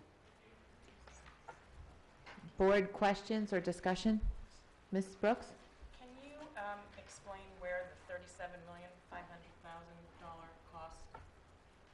how that's Are we presented? live with that? Yes. Yeah, sure. We had a fairly detailed preliminary programming meeting for the Newtown Middle School project with Mr. Long. Newtown? Yes. No. We had a detailed programming meeting for Newtown, Okay. and we talked about what the programming would be for a new Newtown Middle School project. It included what new spaces would be required, what spaces are currently sufficient, and that's how we developed the total square footage required for the Newtown Middle School project. It also established a 180,000 square foot facility. When we looked at Holland, recognizing that we've already established the program and we want these buildings to be similar programs, we utilized the same programming that we established for the Newtown Middle School project. In doing so, we recognized the square footage of the existing building. We understand that that would require approximately, again, we're very early, an approximate 44,000 square foot addition to match the 180,000 square feet that we would have at the Newtown Middle School project. We utilized the renovation costs, the new construction costs, the estimated site costs, and developed the preliminary budget for Holland Middle School by utilizing that program. So, I just want to be Go clear ahead. that these fees are estimates, That's correct. and so it's just as the basis to show what the percentage, how the percentage correlates on what a fee of that amount would cost, and that ultimately, real numbers will be replaced by these estimates, and the calculation That's will be- correct. It's a fixed fee percentage based on what the final construction cost, what the final cost will be. Correct, the construction cost. So there's nothing implicit here that 37.5 is No, a that's real our, number. that's our best estimate before we actually, start our programming meetings. We start doing site investigations, learning more about the building, learning more about the project. And we'll update those numbers as we go. The budget is, I feel comfortable with the budget, knowing that we spent time developing an actual program to develop the budget. It's not just we probably need something like 44,000 square feet. It's based upon real programs, real square footages, grossing factors to provide for the mechanical spaces, toilet rooms, corridor systems. So there's all sorts of numbers thought about in putting that together. Other questions or comments, discussion? So you Dr. Foster? At the last facilities meeting, you had given us an estimated timeline for this project, and it included when the bids would go out. When we'll know whether this 37.5 million is exactly correct or way too high or way too low really is going to be driven by the bids for the project, right? That's correct. Okay, and so when would we know that? We'll know on the Holland Middle School around February of 2016. Okay. That would be about the timing for the bidding of that project. Right. I know. Right, so it is one of these things where we vote on this motion, it looks like it's set in stone, but the reality is, there's a whole bunch of votes that are to come in the future, and if those bids, for whatever reason, are way too high, then the project may not go forward, right? Sure, I mean, certainly. we have to respond to the data we get. You certainly have opportunities as we move along. We will be following the PlanCon process, so we'll be bringing parts A, B, parts D.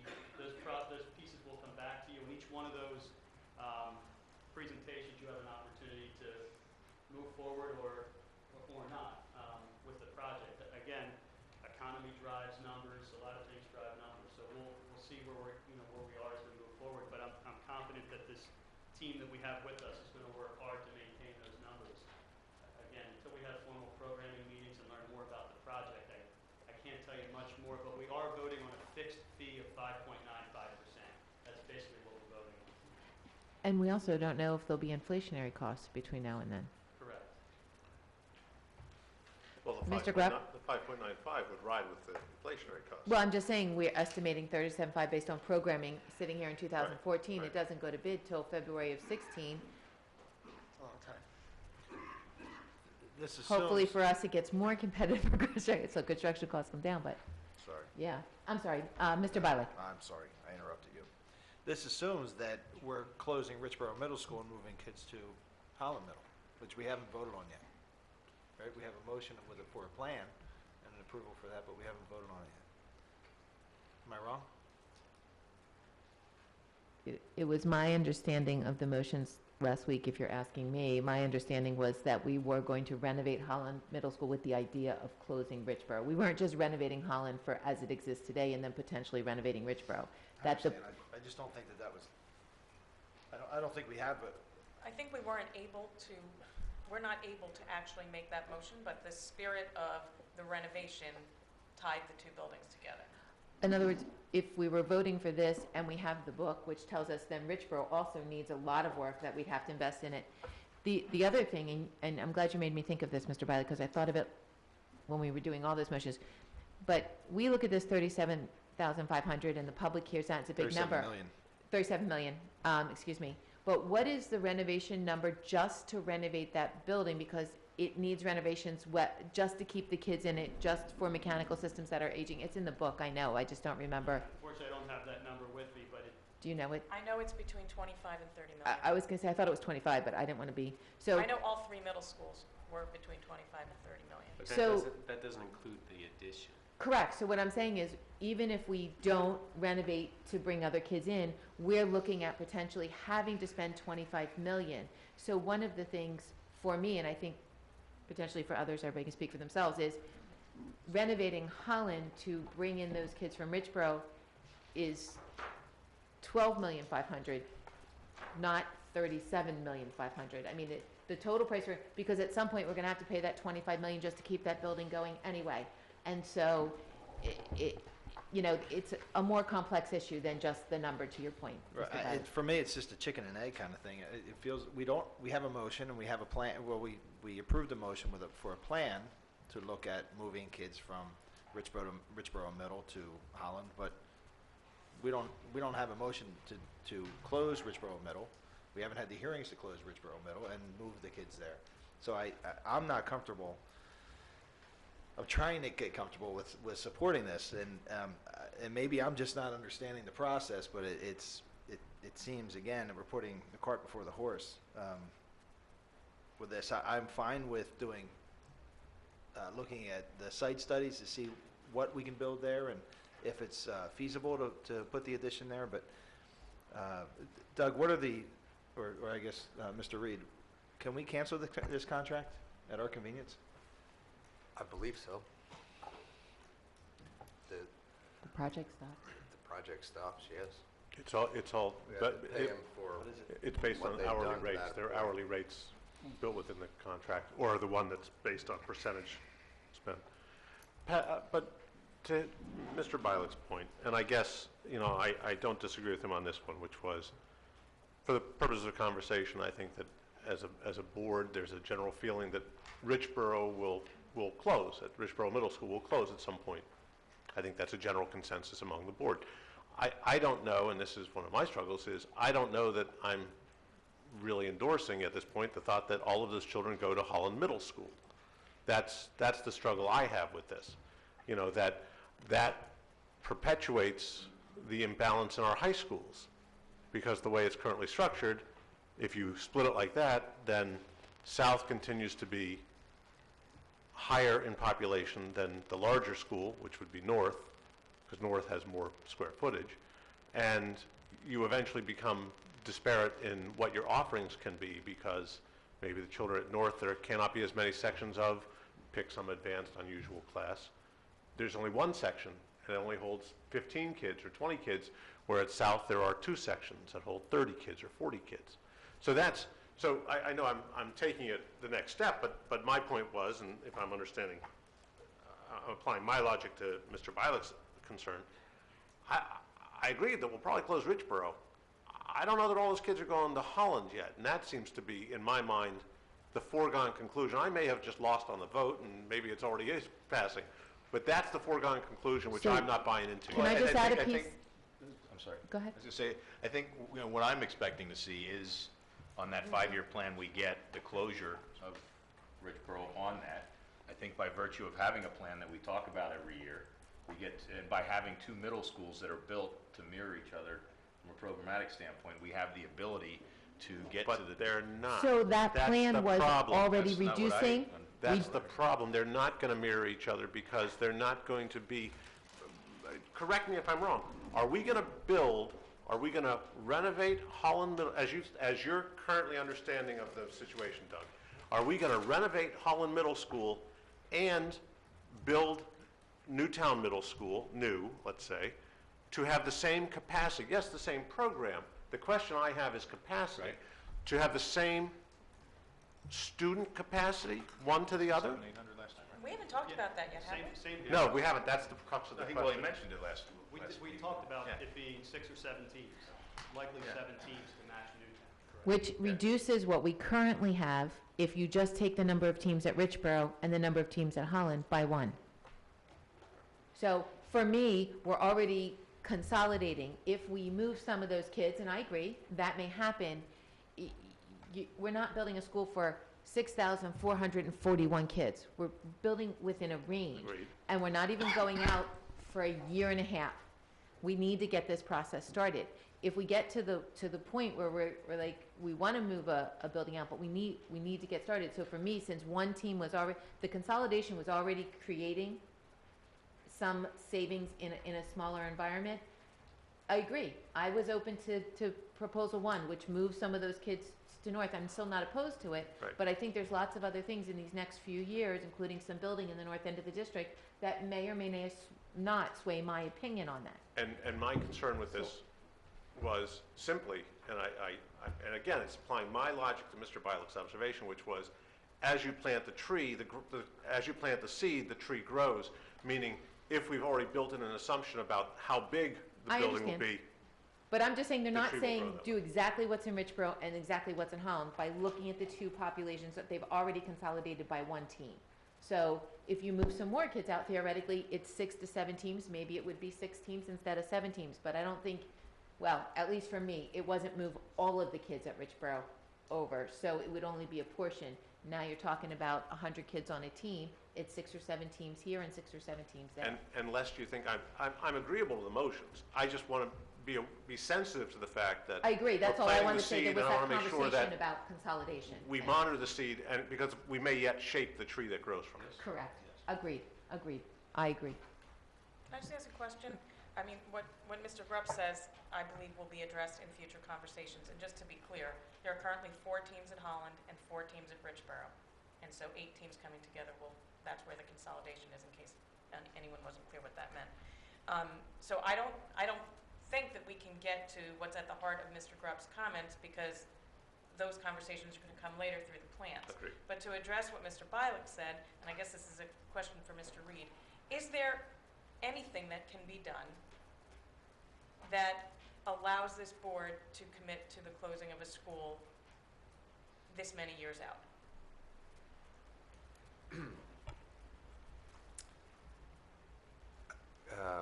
How many years are you talking about?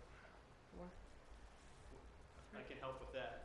We'd be talking about finishing the new Newtown Middle School around January of 19. So, and saying that, we'd be talking about finishing the Holland Middle School for the start of the 1920 school year. So that would finish the following summer. So say June, July of 19. So both of those buildings could be occupied for the 1920 school year. Which would mean that 4.5 another years. another school would be closing at that time. Is that what In you're 4.5 saying? years, right? So your question is is there any limitation on how much in advance you can go through the procedure for closing a school? Well, there's no legal prohibition against resolving and going through the hearing and resolution and notice process that precedes closing school, except the practical one of that you can undo all that at the next meeting, up until you run against the approximately 6-month period that you have to go through before you can officially close a school. I mean, that's what I thought was the answer.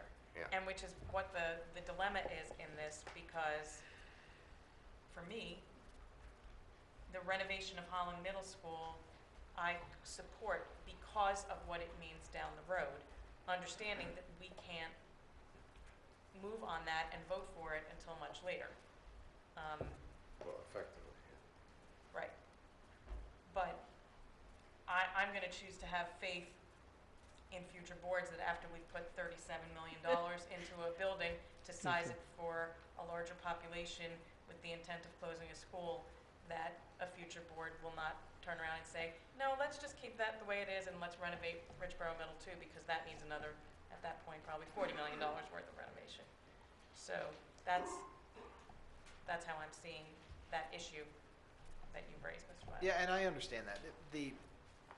And I was just trying to pull up our motions. Does anyone, can anyone tell me when we are set to hear the plan about closing Richboro Middle School and Reed, and where we would send the other children, or the children from Richboro Middle from the administration?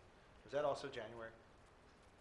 I want to say it was December, but I'll have to get you that answer, Mr. Bialik. There were so many different dates. I understand, I apologize. and that's why I was trying to pull it. So my concern is just why the haste? Why the haste to have this on the agenda today when we're going to be hearing our plan in December, and then we can have a motion, and then we can all be sure that, yes, we had a vote, we're moving forward with looking at closing the school, redistricting kids to the other school. So, right but all now that plan's going to say is they're going to consolidate the two schools and reduce by one team.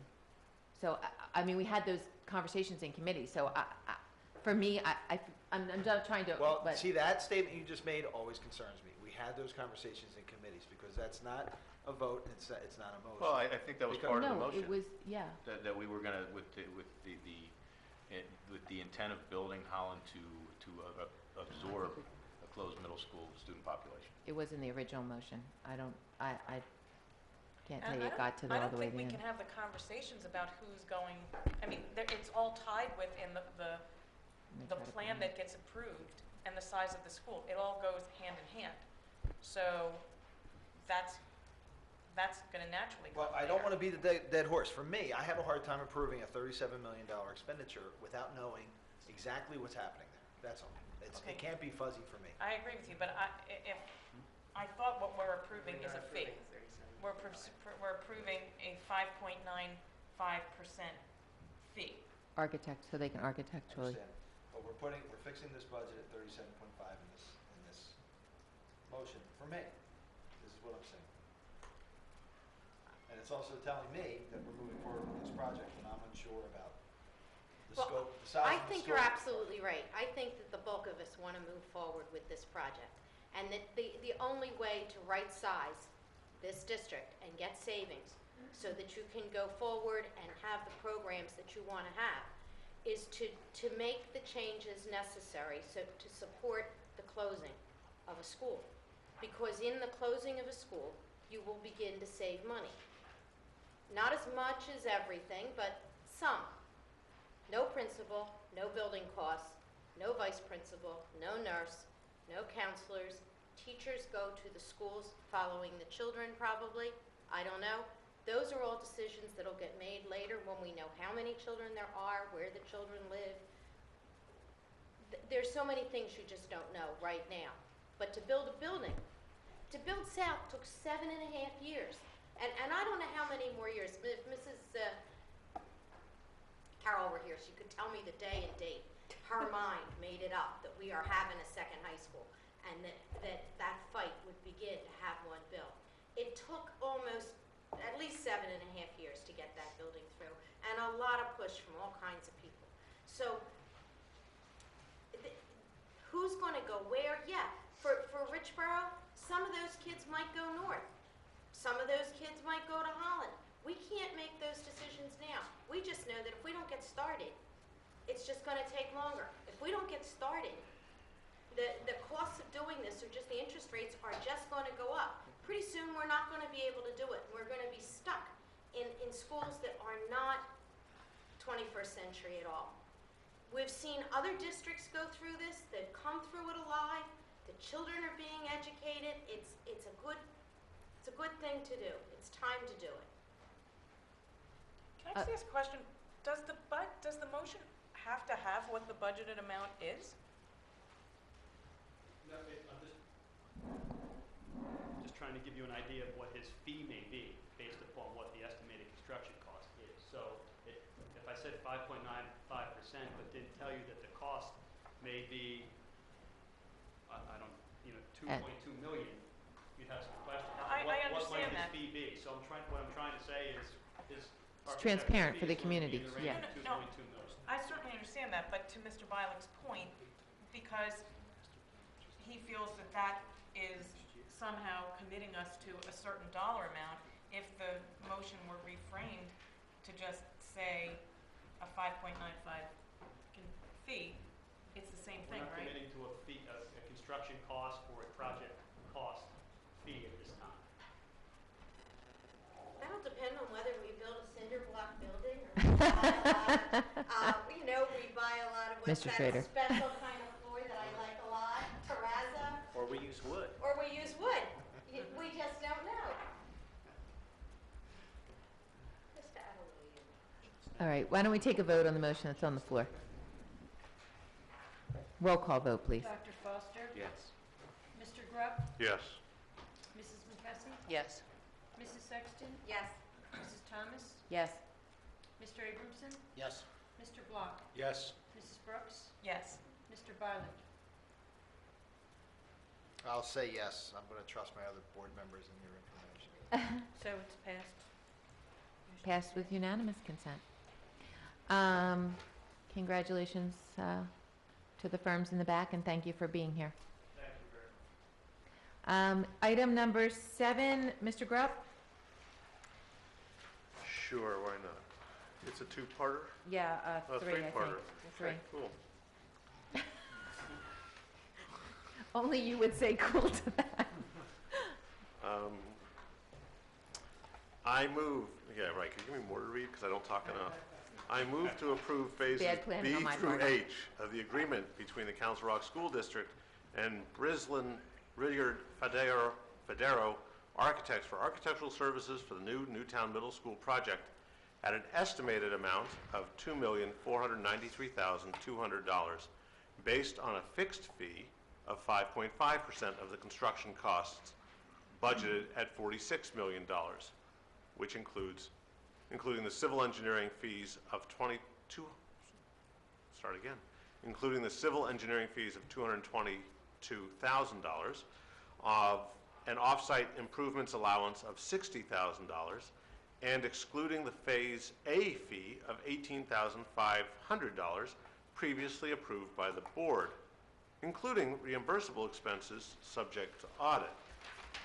Continuing, Doug, I move to approve phases 1.2 through 1.5 of the agreement between the Council Rock School District and Dewey Engineering Incorporated for construction management services for the new Newtown Middle School project at a cost not to exceed $987,246, excluding the Phase 1.1 site survey and drawing preparation fee of $2,674 previously approved by the board, including reimbursable expenses subject to audit. Further, I move to approve the amendment to the agreement between the Council Rock School District and Breslin Ridyard Federo Architects for the supplemental land surveys services for the proposed Newtown Middle School project at a total cost not to exceed $15,875, subject to audit and solicitor's review. I need a second. Second. Thank you, Mr. Block. Mr. Taylor, would you like to say something? I think we've discussed, this is the new Newtown Middle School project. It's just the subsequent phases of the agreements for the same firm. The additional services I could touch on, the electromagnetic surveys for some additional site utility locations at the site. There's a spaghetti network of things happening underground that, because of the history of the age of the building, we're not sure where everything lives. This will help us further identify some of the utilities that will go on the existing conditions document.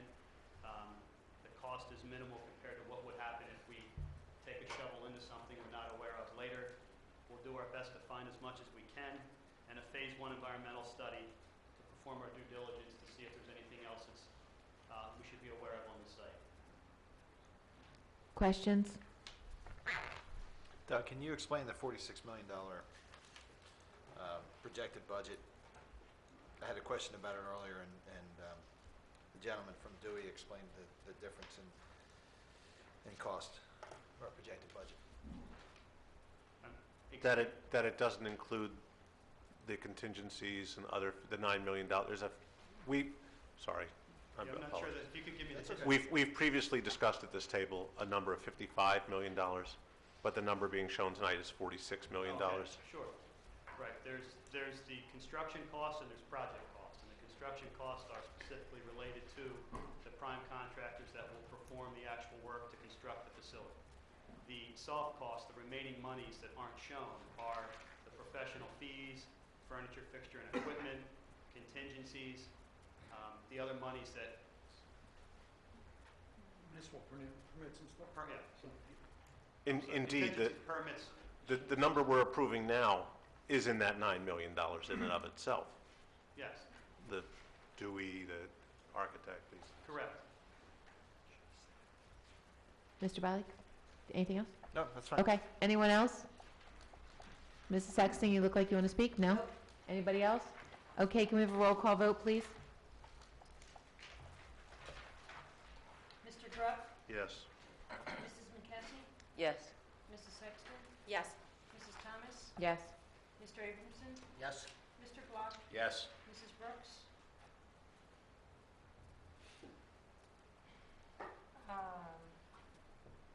No. Mr. Bilet? No. Dr. Foster? Yes. Is that 7 yeses? Motion passes 7-2. Moving on to item number 8, Mrs. McKessie.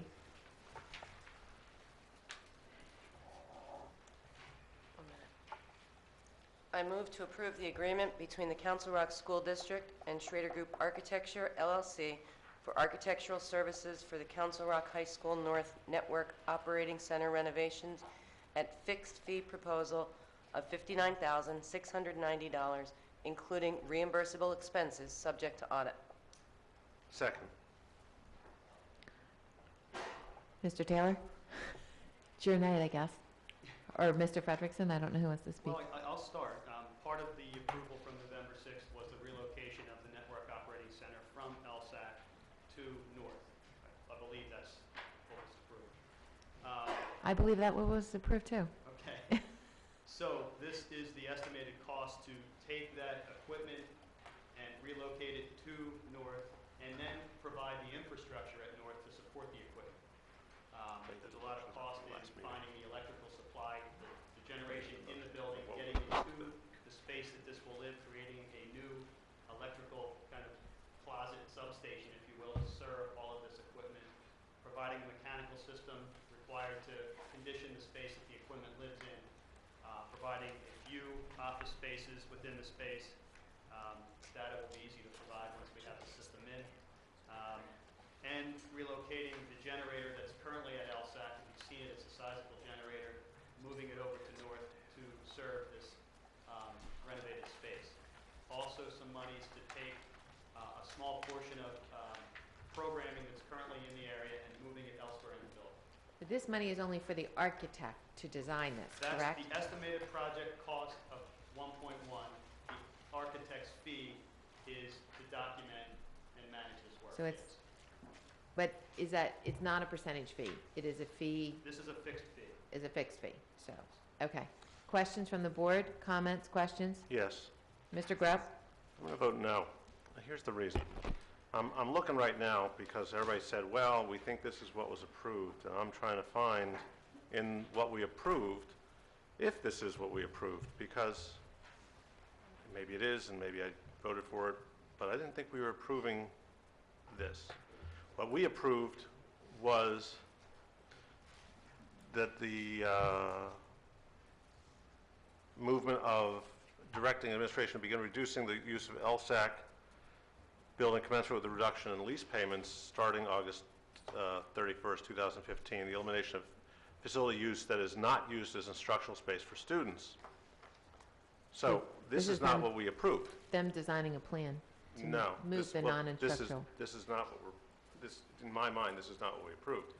We approved the notion of reducing the use of LSAC, and this was one of the targeted areas, the movement of it to north, is that in here? Because here's my dilemma. I don't know, I've asked for, I haven't received a response in detail that I would appreciate or expect, so I'm going to vote no, because I want to make an assessment of how much of a knock do we need. Okay, that's my dilemma. Now, I know that Matt responded today or yesterday, I believe, was it to the entire board that you responded with the number of servers? Okay. Which gave us an operating cost, but the operating cost that I saw for going out to a preferred hosting provider was absent any, it was just the cost of going to the provider. It didn't reflect anything which I would think we would incur in terms of savings for not having the space, savings for not, it was just how much does it cost to go to the provider, not do I reduce space. I'm sure we have staff who maintains those servers physically, moves them, touches them, does things to them. If I went to a hosted provider, I wouldn't have that staff. So I'd have savings there, offsetting the cost. So for me, at this point, saying, let's design the NOC, I don't think we've quantified what the NOC should be at this point. So I think, what? 8 racks. The data center to be designed at North will accommodate 8 data racks based on the equipment that I currently have. If we outsource the equipment, right, as I had stated in my email yesterday, correct, we would lose 2 of those 8 racks. When you say lose, help me to understand what you mean. The equipment currently occupies 3 full racks. So if we were to outsource that equipment to somewhere outside, we could reduce the number of racks that we would need for a data center from 8 to 5. Right. So the data center that they're going to build at North, they're going to build to accommodate, in my opinion, 8 racks. That will give me the space that I need. So we have done a preliminary analysis to make sure that the space that we need is enough. If we outsource that, I can reduce that by 3 racks. And then I really only need space for 5 racks, which the footprint of a rack, I mean, it doesn't give us that much space in terms of getting back. I understand that. I guess my dilemma is the question of, do we want to host or not host? That's what it comes down to in my mind. You know, the generator costs something. Maintaining the generator costs something. We had an outage this week in the mail server again. It is not your fault. It was the power went off in the area and the server went down.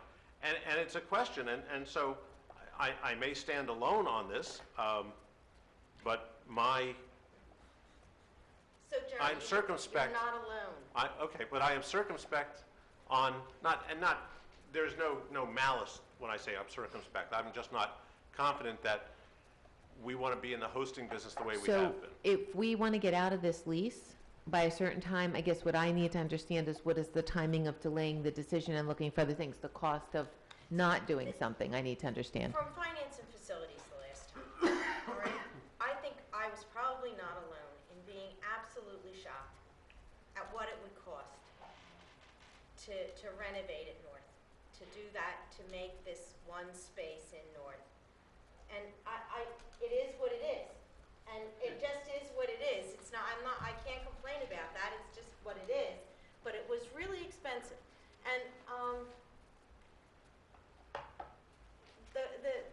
the cost return, just, it wasn't adding up. Now, we do want to get out of that lease, but when we do that, we have these areas to look at. So Sloan needs a place to be. Achieve needs a place to be. We got into this with the thought that we have extra space at North, That we're not we need to using. be utilizing it as opposed to renting at LSAC. To meet all of those needs, and then to hear that this costs so much money, it threw a monkey wrench into my thoughts on what to do there. You know, I'm going with the old tale. Oh, he put it in the back of his truck and drove it there. Well, You know, no, I understand Before that. we moved to LSAC, we were in the basement here. Right. And we were contemplating building a data center downstairs. And the the But it estimates floods. that we had gotten from Bridgeact were $1.5 million to build a data center downstairs. Yeah, We didn't have to spend that money because we were able to lease the LSAC building. right. Now we're looking at offsetting the cost of the leased space for the data center, when I think objectively, if you look at the product, if we're gonna have a data center, and we need to have a data center because there is technology that we use in the district every day, we need to run the district, so we need to have a data center. Now, that's, The question is- you need to have access to a data center. No, I disagree with that. Well, need a then we data center disagree. Because we have equipment that has to run in the district to service some of the programs, because that's how the services and programs are provided. I can't outsource them to a remote location based on the way that the equipment runs and has to run. There are several programs. I mean, they are moving them to the cloud, they're just not moving them fast enough. So And- I foresee for the foreseeable future, we're going to need a data center. If we're going to need a data center, we're going to have to spend the money at some point to build one. So I spent some time having a conversation, because I don't know, with people who talk about all this, and I said, so why can't we just send them to the cloud? And he said, yeah, you can, but you can't get them back. So you can send the information out at X amount of money, and then it costs 4 times that amount of money to get the data back down. So I mean, I'm not fully, certainly conversant in that situation, but no option seemed good. I believe that we voted last week to get out LSAC by whatever means necessary. But then I found out what the cost of whatever means necessary means. And it just slowed me down a little bit. I don't know if there's if more time would mean more research and would take us further. That's the question for me. It's almost like the I the know pension we're- issue. Like the pension issue keeps going and going and going. We keep saying it's an issue, but we haven't done anything to fix it in the beginning. For me, that's this. I remember when they first presented it, I thought it was a lot of money. I still think it's a lot of money, but every year I pay the lease. Right, I mean, You know, especially when we have so much and that's why I empty asked the space. timing. I'm not opposed to looking at other options. I and just my- don't want to do that and then So- paying another $350,000 in the How long, lease. Doug, does this take to construct? Could we, Week and a half.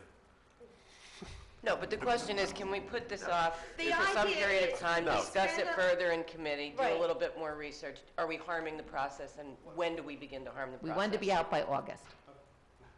Okay, I don't want to step on Matt's toes with this answer, but what I would say is, and I'm going to. what I And would Matt say- already looks defeated. You two don't What I would dance say well, do you? is, You know, we're going to finish this project likely after August because of the timing of this project. I think we can get documenting, I think we can, maybe with the bidding, we could award contracts, but ultimately there are going to be materials that have to be ordered, there's lead time for some of those materials. I think, and Matt's focus is, let's get just the infrastructure for this knock portion designed and installed, and then we get the offices and stuff after that, and that's fine. I think it's going to be tight because we do have to, over the summer, relocate what's in there out before we start constructing it. Right now, I think it would be really close if we approved it tonight. I think we would have a shot. Let me, and But in as I much don't as think we will if we. in as much as we have Sloan and Achieve in there, how much is it exactly that we saved just taking the knock portion away from that building? I'm sorry. Yeah, in our discussions, it was the knock, and it was the receiving area and items like that, and that would be half of the space we'd give back. It would save us about $304,000. So if you didn't give up the knock, how much would it be? A Would it lot be- less. So it would be half of the, Half of a half? that's, yeah, Well, we'd quarter. really start have to look at what we're going to do, because we've already talked to them about how we'd cut it up. So we'd have to go back to them and. Look, Can you clarify, though, when you say the knock, are you talking about the data center? Or Yes. the data center and the office space that the IT department is occupying? The data center and the office space. Yeah, see, I'm okay moving the office space. I don't have a problem with office space. Here's my problem. So, I don't want to be seen to be obstreperous, and I guess, and I sort of look virtually to the back of the room to Schrader, who's doing this, who's going to be involved in this. Part of it is determining what's going in there, and that's got to be part of this effort. So and my struggle, and as we sat here the other week and we talked about redistricting, I was always saying, challenge, stretch goals, push, try and do it now, I want it every year, because tell me why you can't do it. Don't tell me why you didn't do it, tell me why you can't do it. And I guess that's my challenge here, which says, for the purposes of moving forward, I guess I could agree to this because the component is design, but the challenge that we have to have is, or I would want to impress upon the administration, is to say, I want to see that a real effort, not just, I looked, it was $900,000 a year. I want to see, and I apologize if I belittle anything that's been provided to the board, but I want to see the effort that says, I want to see getting out of as much network hosting ourselves as we can, because I think that's the way it is. I don't necessarily agree, Mrs. Sexton, with the notion that once you put it to the cloud, you can't get it back. No. But my rationale, the reason I disagree with the notion is, I don't want to move, and people talk about the cloud. I hate the term the cloud, because it's not like Google Mail that I just put it out there somewhere and I have no idea what the server is or anything else. When I talk about putting it out, I'm talking about putting it out to a server that we know, we have control on, it's configured, it's turned over to us, and we're managing that aspect of it. They're hosting it, they're maintaining it, they're doing some backups, but those tasks that go for configuration, for us, we're doing. If you asked Matt, where's the data, he could sit there and say to you, it's on this SAN, this storage network, whatever device. It's here. I know where it is, I can get it, and my backups are mine.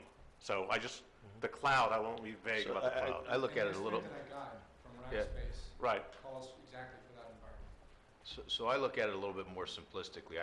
Based on the motion, our charge to the administration was over time, get out of that lease with respect to the programs there and doing it at a cost-effective rate.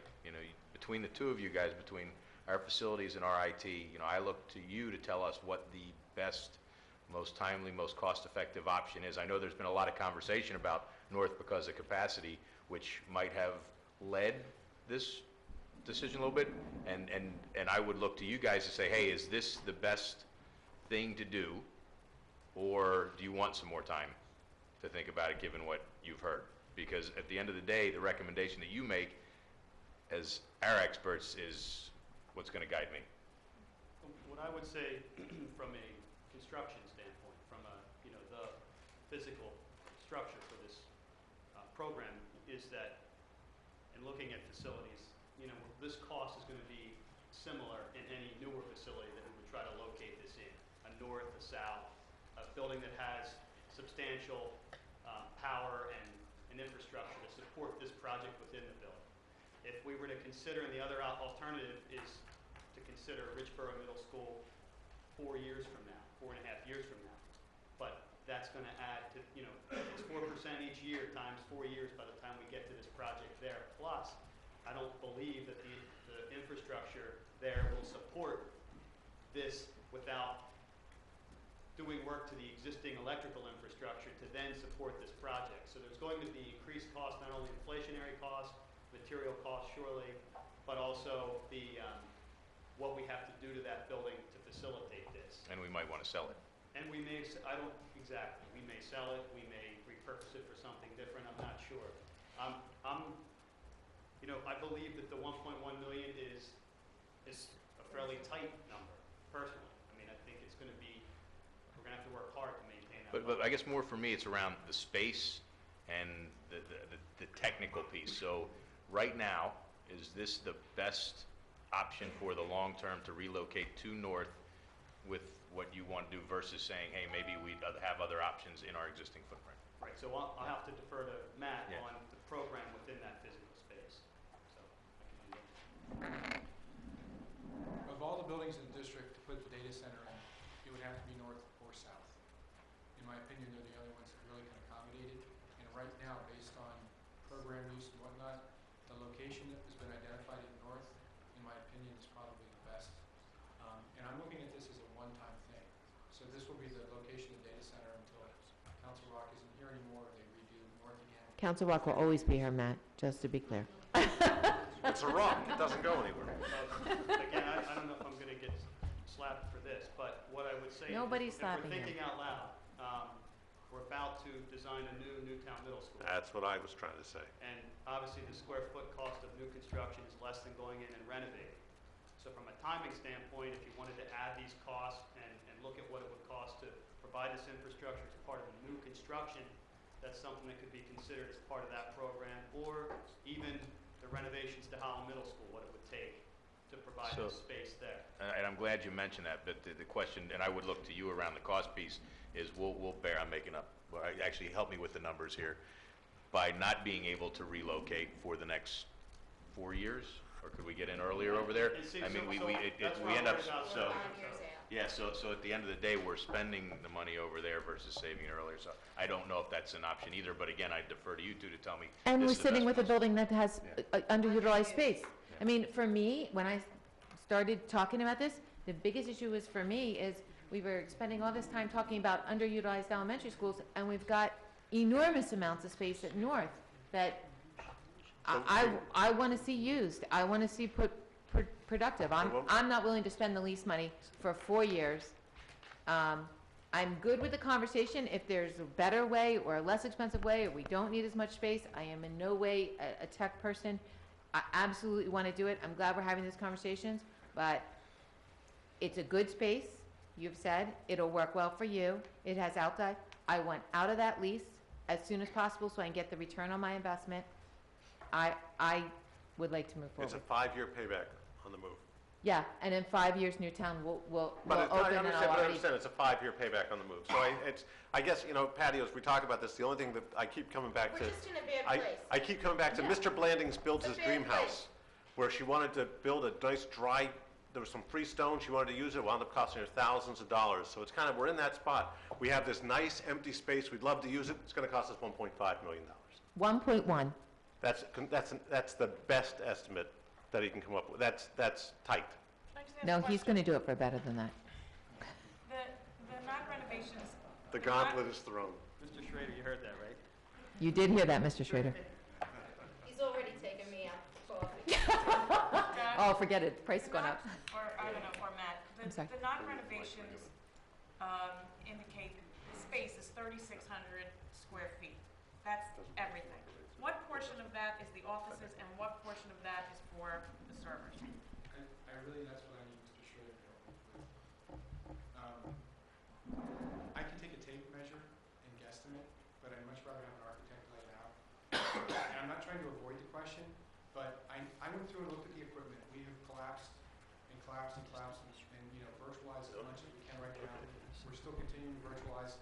I counted the equipment that I know that I need right now to support what we have, and for the foreseeable future, I need 8 data racks. Dave, an estimate for how much space I need for that? Yeah, sorry, I'm not at my feet.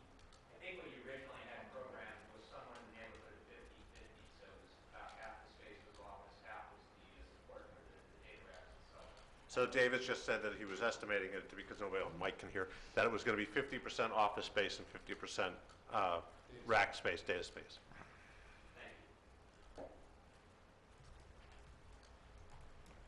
Dr. Foster, would you like to speak? I guess so. Yeah, I think that the price is too high. I would like us to spend a little bit more time looking at this. I'm not that worried about the schedule. I think this is worth us looking around a little bit more. So it's going to be a no. Looking around more for For other options. So whether it's Other whether options. whether it's at Council Rock, whether it's with the IU, whether it's a deal with Central Bucks, you know, there's got to be some other alternatives. I'm not sure that we need this 3,600 square feet. It seems like a lot of floor space. I think this is a great opportunity to think about how we do our servers and what the future of them should be. This is a great time to do a little reflecting and thinking. And you know, the 50-50 split at that number, my position is, I'm arguing, my going in position as we sat here and discussed it was, I was worried about the technical space, the rack space. I am still of the opinion that this group, more than any group in the school, should be able to work distributed and doesn't need a consolidated space and can, I hate to say fit in as needed, but more so than many groups. So, and Matt, we may disagree on this. but Do you want to speak, Mr. Bradley? Yeah, Okay. this is very similar to me, the Holland Middle School project. Just reviewing the motions, Jerry put up the motions. We talked about having plans to do these projects, and tonight, I feel a little bit like, who was the guy who fell asleep for 40 years, Rumpelstiltskin? Is that who? Because suddenly we're at November 6th. Joe Biden. Rick Van Winkle, right?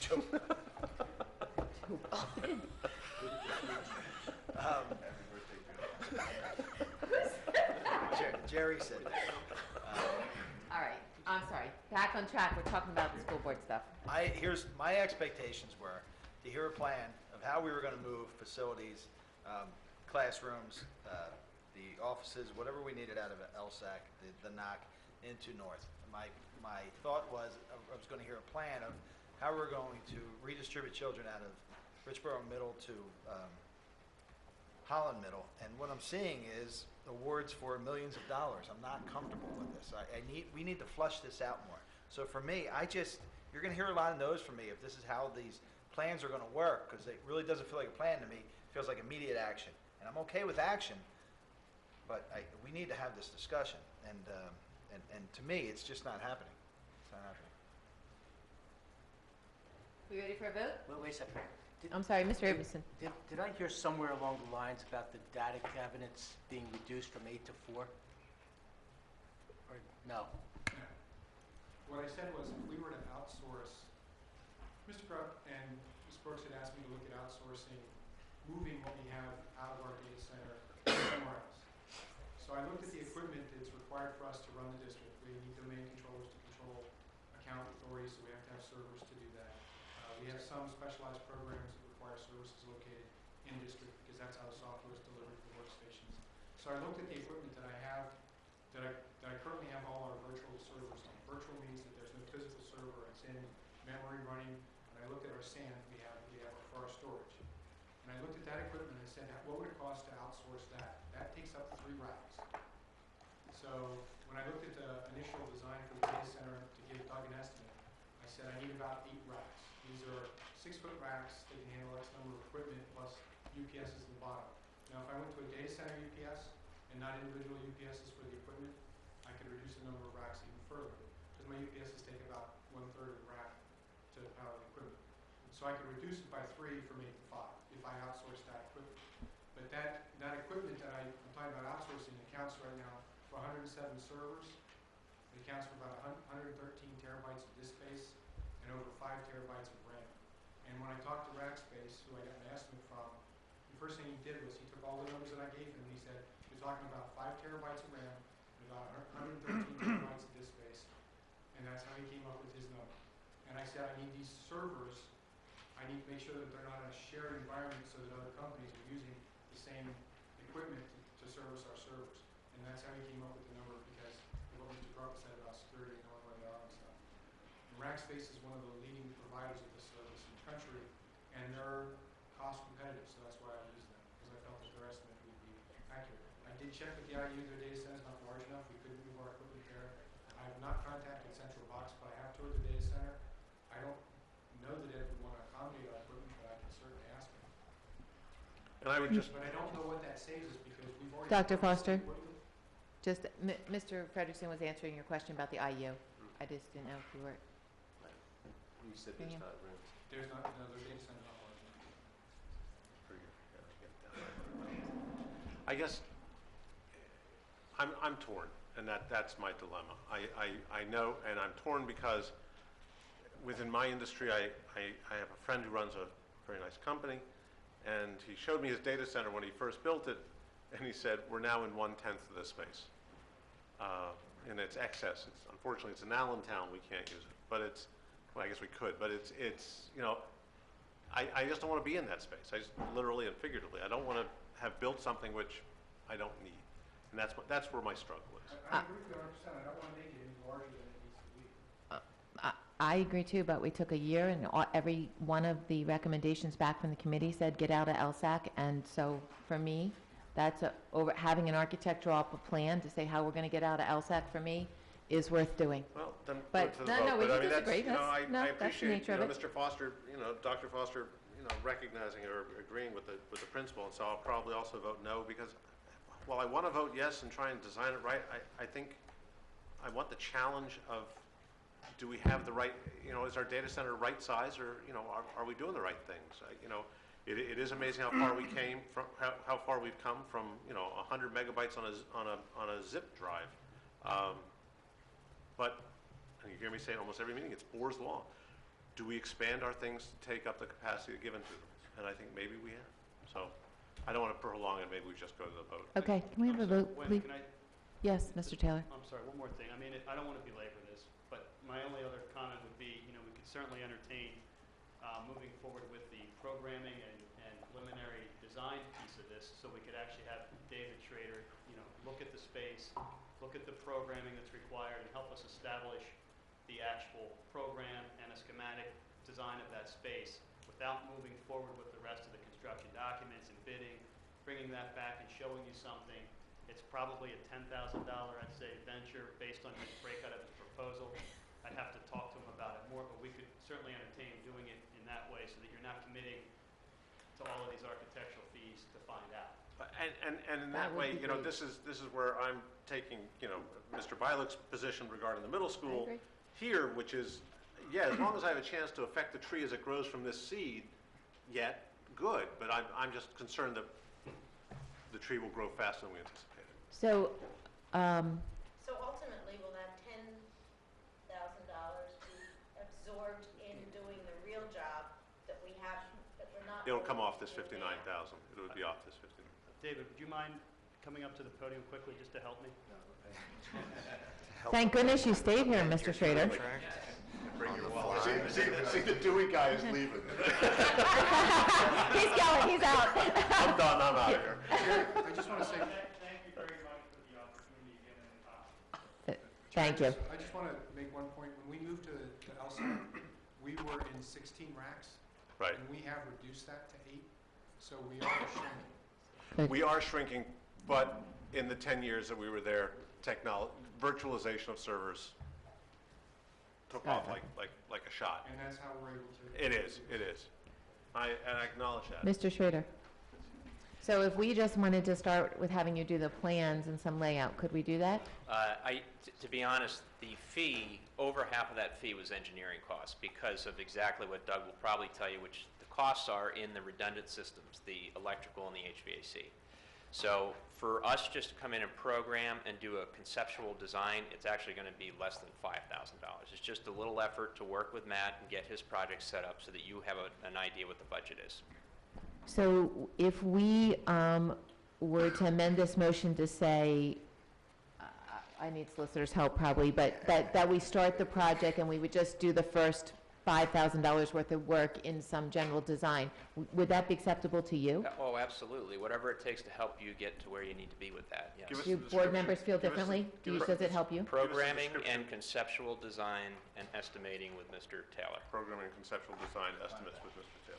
Is that, I just want to make sure that people who had objections feel better. I mean, that for me is all I was looking for. It's a is the great next step. compromise. It works for me. Anybody else? And so what would be the next step to continue to address the issues relative to the servers? So you would come back with a design to Yeah, us? so your Buildings and Grounds Committee, your Facilities Committee, we'd be in front of them next with that concept, and then you could start to make some decisions about what that cost really is on this thing.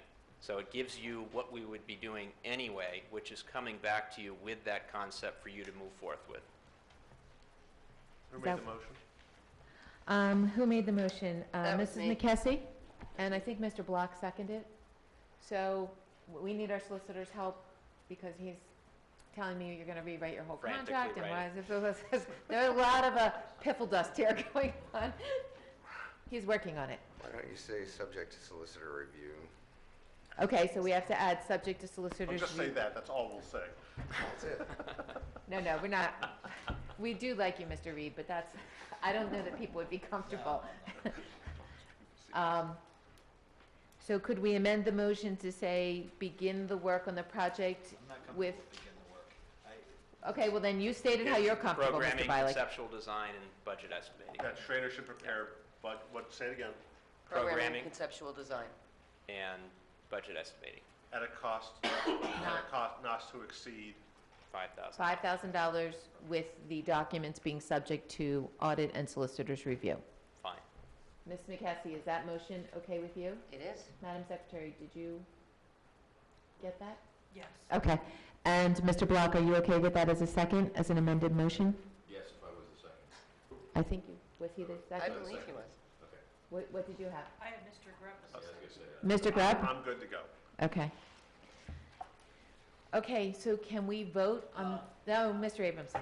I would suggest that you allow board comment, just the Oh, public yeah, comment. absolutely. Just in case anybody had any interest, because I see there's a substantial change. I agree. I didn't mean to cut anybody off. If anybody would like No, to he's make saying comments. Public comment. Oh, public comment.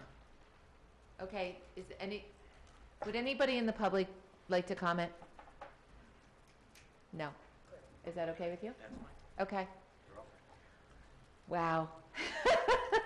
David, thank you. Yes, thank you, Mr. Schrader. And can we vote, please? Mr. Grubb? Yes. Mrs. McKessie? Yes. Mrs. Sexton? Yes. Mrs. Thomas? Yes. Mr. Abramson? Yes. Mr. Block? Yes. Mrs. Brooks? Yes. Mr. Violet? Yes. And Dr. Foster? Yes. So I would also like to thank Mr. Taylor and Mr. Frederickson for helping us with this discussion, and certainly, Mr. Schrader, we definitely look forward to your work. Thank you. Thank you also for Holland. We really look forward to helping you out. Great. Thank you. Thanks, Dave. Just before we move on, I know we've gone on already. Can the secretary read back that motion, how it was drafted? Sure. The motion that passed just now, can you read the motion? I move to approve the agreement between Council Rock School District and Schrader Group Architecture LLC for architectural services for Council Rock High School North Network Operations Centers. And it says for program and conceptual design at a cost of $5,000, subject to solicitor's review. Perfect, thank you. I think it's not to exceed $5,000. Not to exceed, okay. Sorry. You're frowning, are you No, okay? No, you're right. I Is anybody who probably voted for that disagree That's with that? okay, that's okay. It was a good idea to have, is everybody okay? It's And- really not the Council Rock High School North Network Operating Center, though. It will be. Pardon me? It will be. I'm saying, we've just said we're gonna look into that, we're gonna base it on that, but that might not be where it is, ultimately. So I would. That's what he's providing designs for North, not for somewhere else. Okay. No? That's what I thought we agreed. I thought it was going for north. I mean, at one point, we were talking about, But once programmed, we'll understand the size and what it would need to be if that. if we need to place it somewhere else, to It may be Mrs. portable. McCaskey's point. It may be portable at that point. It'll be We'll look. valuable information regardless of where it wants to be. That'll actually be very useful No, to your point, Mrs. think it's McKessie. fine. It'll be very useful because once we have that, a little more definition around it, we may be able to identify other spaces within the district. So your point's not Yes, well poorly taken. taken, yeah. Okay, I think we are on item number 9. Mr. Abramson. I move to approve the independent contractor agreement with Realty Landscaping Corporation for the lawn restoration at the Holland Elementary School at a cost not to exceed $4,940, subject to audit. Second. Any discussion? Mr. Taylor, did we pay someone to do this work already and they failed to do it effectively for our benefit? That is correct. What are we doing to not have to, how are we going to pass this We did expense not back to fully- them? Yes, we did not fully pay them at this point. However, we will, we're still retaining monies on the contractor. This work will be performed by an independent contractor working directly for us, and those costs will be back charged to the general contractor who's under contract with us for the same project. So he will be paying the cost to address the unsatisfactory conditions of the final. So putting it to the final end, our expectation is that we will recover this money. Absolutely. Because we've spent it already somewhere else. The contractor's in agreement with that. Very good, thank you. Any other questions or discussion? Hearing no objections, I ask that the secretary record the motion passed by unanimous consent with the exception of Ms. McKessie, who stepped out of the room for a moment. And Mr. Foster did suggest to me that this could have been done with artificial turf. I asked whether Oh, she would please, like Dr. to Foster, it's amend the only motion. whatever time it is, 9:30, please. Just to add a little levity Just because we liked being here till midnight last time and we thought we should relive all that? Okay, Dr. Foster, how about item number 10? I'm sorry, I completely lost track of who's reading what, but Okay, if you don't mind. might be my honor. I move to approve the independent contract agreement with Dewey Engineering Incorporated for the structural investigations at Council Rock High School South at a cost not to exceed $9,800, subject to audit. Second. Thank you. Questions, conversation? Mr. Taylor, would you like to say anything? If you'd like me to.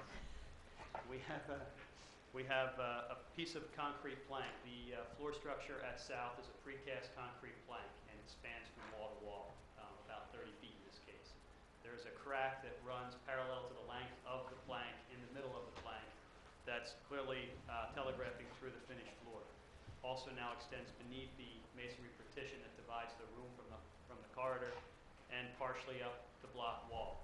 It's not an imminent danger of failing, it's not unsafe, but it certainly needs to be investigated and addressed. We discussed this with facilities, and I was asked to move this forward as quickly as possible. Ron Carr from Dewey Engineering, the other principal who isn't here tonight, is the forensics expert, the structural engineer who is involved in investigating this. He's been out, he's looked at it.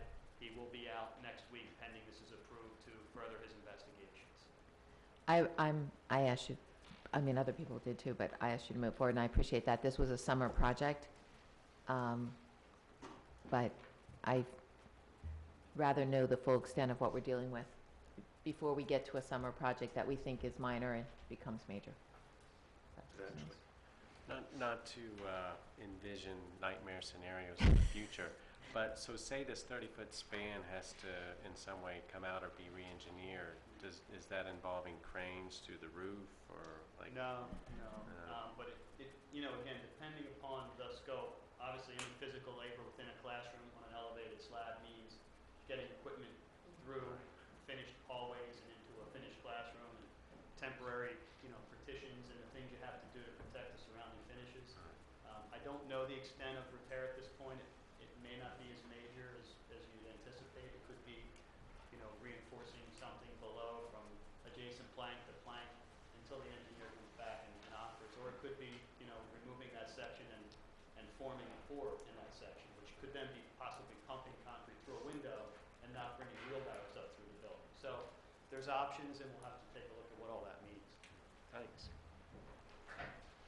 Hearing no objection, I ask that the secretary record the motion as passing by unanimous consent. Before you make motion 11, is the construct of the motion for 11 correct in that we're approving the purchase by the PTO, or are we approving the donation? What are we actually approving? We don't normally approve the purchase by a PTO. It is the donation, and they will be paying us and reimbursing. So they're not. Are we purchasing them and they're reimbursing us? Yes. That's why it's in there like that. You're approving for us? That's not what it says. Yeah, it says okay, that so- Soul Finestone is, We're approving yeah. them to purchase the machines. Right. The construct of the motion is incorrect. Okay. So the motion should read, We can come back to it if Mr. Reed would like to work on it. Mr. Reed, we'll work on that, and Mr. Block, you will make it when Mr. Reed's finished. Let's move to item number 12. Mrs. Oh, I Brooks. know what it is. Is there, I move to award smart boards and projectors bid number 14-38, items 1 plus 3 to Total Video Products, Inc. at a total cost not to exceed $22,214,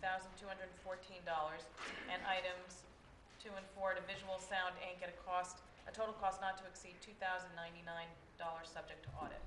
Second. Mr. Reinhardt, do you have anything?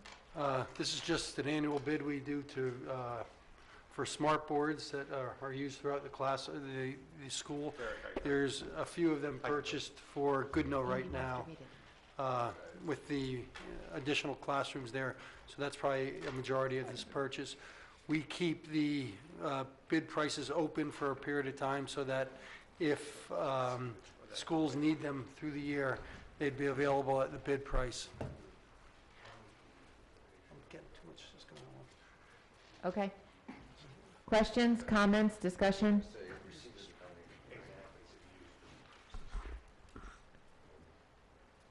Are we good on this motion? And you want to second it, or you want me to move it? No, we have not voted on this motion on the floor No. for smart boards. Oh, Yes, that's why I'm, catching me up. yes. Okay, any questions or comments? Everyone's good? I asked the secretary to record motion number 12 that was read on the smart boards, passing by unanimous consent. Okay, Mr. Grupp's going to make the motion. I move to approve the donation, the receipt by the district of the donation from the Saul Feinstone Elementary School Parent-Teacher Organization of $23,252 to be used for the purchase of 38 iPads as well as 10 Meraki MR wireless access points. Can I have a second? Comments, questions? Thank you very much to the Saul Feinstone PTO. Anyone else? Okay, hearing no objection, I'm asking the secretary to record the motion as passing by unanimous consent. Okay, moving on to solicitor's report. I don't have anything to add to the written report, except that we did have an executive session prior to the meeting tonight to discuss prospective potential litigation against the district. Since our last meeting, have we had an executive session to talk about It the was announced at our superintendent? last meeting. Okay, Oh, no, it was negotiations. That was our last executive session. okay, okay. And that was announced at the last meeting. That's fine. Nothing else? Okay, under board items, I did have a board member, Mr. Bialik, asked us to discuss the Howells barn property, so I'd like to turn it over to Mr. Bialik. Yeah, I'll take the opportunity to also talk about my daughter and I had an opportunity to see the Addams Family play on Saturday. The 2 o'clock That's show out. was fantastic. So impressed with it. It's almost as good as going to a Broadway or at least Philadelphia level play. Very good. And Veterans Day was fantastic. If I can, I came to the program at North where my American Legion post, along with the school, has a program that's a few years old now, or at least 2 years old, where instead of a presentation, the kids sit with veterans. And I sat with Samantha Rowan, the president of the Community Outreach Program for Rho Kappa, and it was a great event. What I want to burden you with today is the Howells barn, and I know we approved this at our last meeting for demolition. And just in research, I spoke to Jeff Marshall from the Heritage Conservancy. I was hoping he was going to be here tonight. But I'd like the board to consider canceling the contract that we issued for the demolition and just pausing and looking at how we can potentially repurpose some of that wood and then have the remainder of the barn demolished. I think it's a real shame to just splinter that barn when we really may not have looked at all the different options. I understand that there's potentially a prevailing wage issue. Maybe the solicitor can talk about that. And as I checked into it, it appears that the district doesn't own the barn. The estate owns the barn, which makes it a little more convoluted for me. But I'd just like to have a discussion to see if there's any appetite to open this up again and see if there's anything we can do with that barn. Doug, did you have the pre-demolition, which would normally be called the pre-construction, meeting on Thursday as you had planned with the current bidder? That assigning? meeting was scheduled for this morning, and I postponed it to next week. One of the questions, Doug, was if we did have a desire to terminate that contract, and maybe we put it out for bid and pick it up again 2 meetings from now after we explore other options. But if we did terminate that contract tonight, is the contractor owed anything from the district? I would answer that I believe yes to the bond that they may have, the performance bond that they may have already picked up. I'm not sure what, and again, I'm going to have to defer to the solicitor for the rest, but personally I would believe, in my experience, they'd be owed some potentially bonding money. I'm not sure about any administrative costs. Probably not a good idea to talk too much about what damages the contractor might or might not have earned publicly. It's probably better discussed in executive session, I would think, if we're talking about terminating the contract. I guess, Doug, my question on this was, is there, so everybody understands what prevailing wage is, correct me when I get it wrong. If a project has labor costs in excess of anticipated labor costs in excess of $25,000, you need to use the prevailing wage, all the bidders need to bid at the prevailing wage. This would mean also that organizations that didn't normally pay the prevailing wage would be bidding it at the prevailing wage. There was a proposal a couple years ago before the state, and it didn't go, that would have allowed us to get out of that and save the taxpayers money, but I digress. So my question, Doug, is this project, because it's over $25,000, had to be bid at prevailing wage? Yes. Which sort of put the kibosh on a certain organization which likes to collect this lumber, would have collected it and given us some portion of the sale. So my question to you, long-winded as it is there a way that the people with whom we engaged could participate with the lumber reclamation people to allow them to go in, harvest what they can as a subcontractor to them, if you will, and then share with us the wood proceeds, and then let the tear-down guys, as I call them, continue with the project. Is there a way to make that happen within the construct of the contract? A couple things. I obviously would ask for the cooperation of the contractor who's currently under contract with us. They would Correct. have to be willing to be a participant with this other contractor. They don't know them. I'm not sure how comfortable they'll be.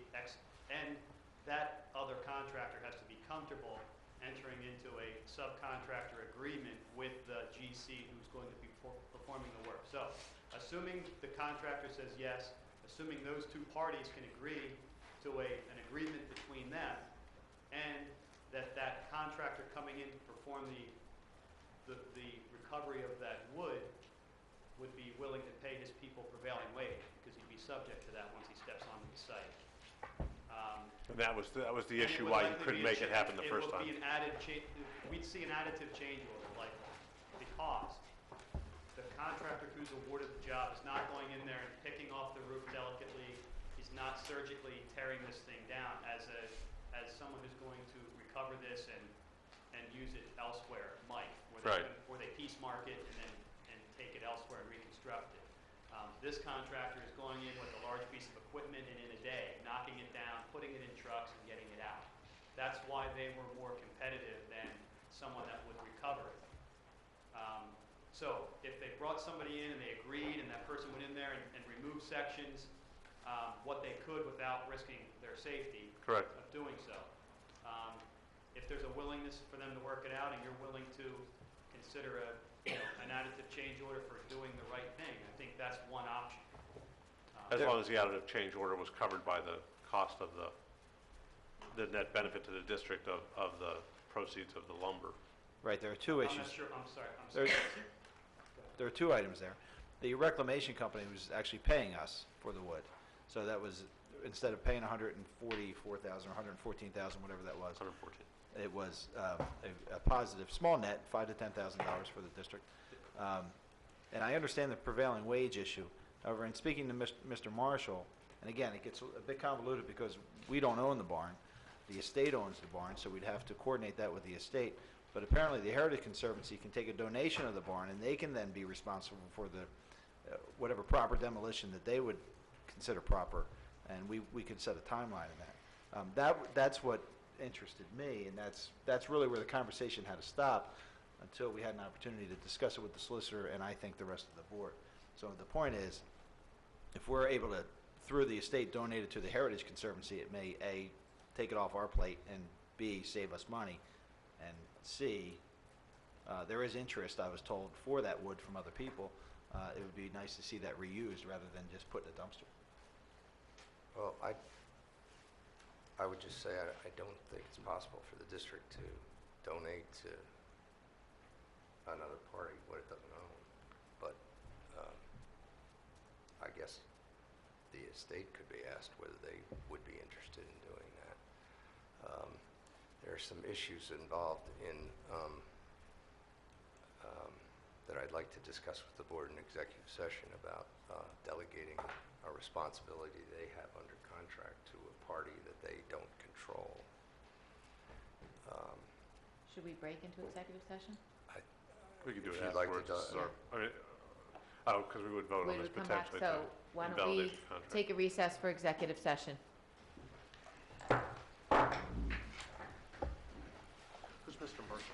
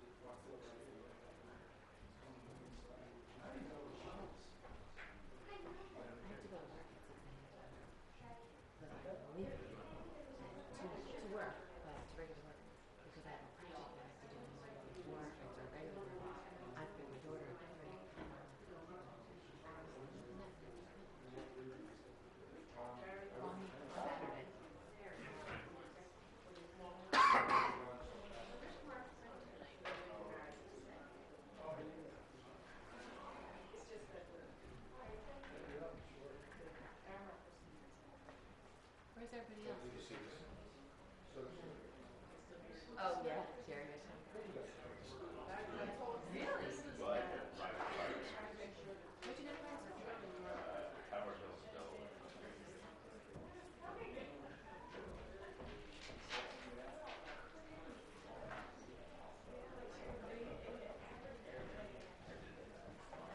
One of them was mine.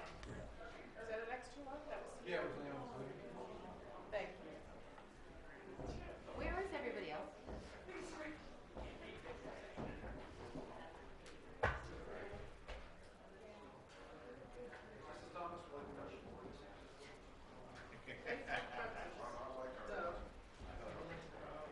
Thanks for the pretzels. We all had some.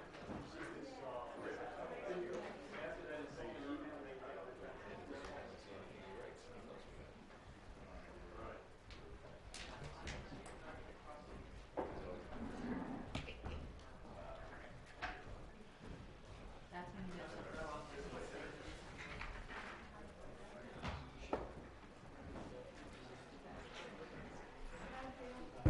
Okay, we're gonna bring the board back in session. Think, is everybody here? Mr. Abramson? He's coming. There he is. Okay. So the board is back in session, and Mr. Bilake, do you wish to?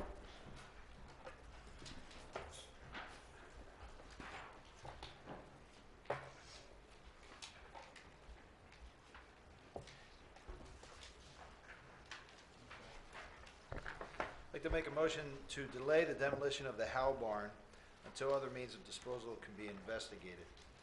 If we want to put a timeline on that, I'm fine with it, but, we can say until, what's a good date, Doug?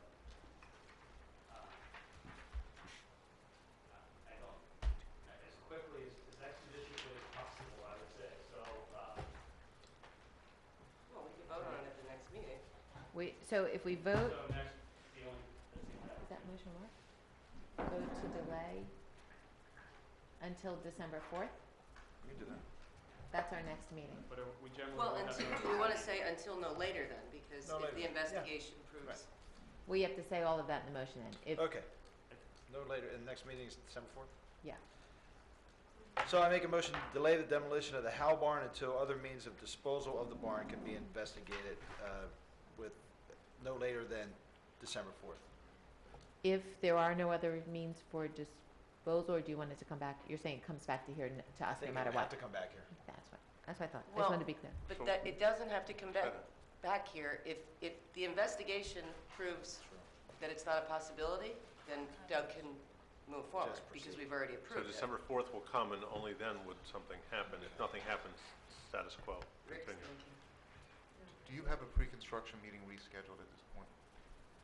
I do, we'll have to reschedule. Well, if you, there's Well, there's an outstanding Let's- question let's that wait needs to one be second. asked. Let's Yeah. wait 1 second. Right. He's got a motion. Is Well, there it's a not second? seconded. That's right, so I'm waiting, so if it doesn't get a second, it fails. Well, I think part of the reason not getting a second is not, It's not clear. yeah. Okay, so the motion's failed, so he's going to reconstruct. He failed to get a second, now he's going to reconstruct.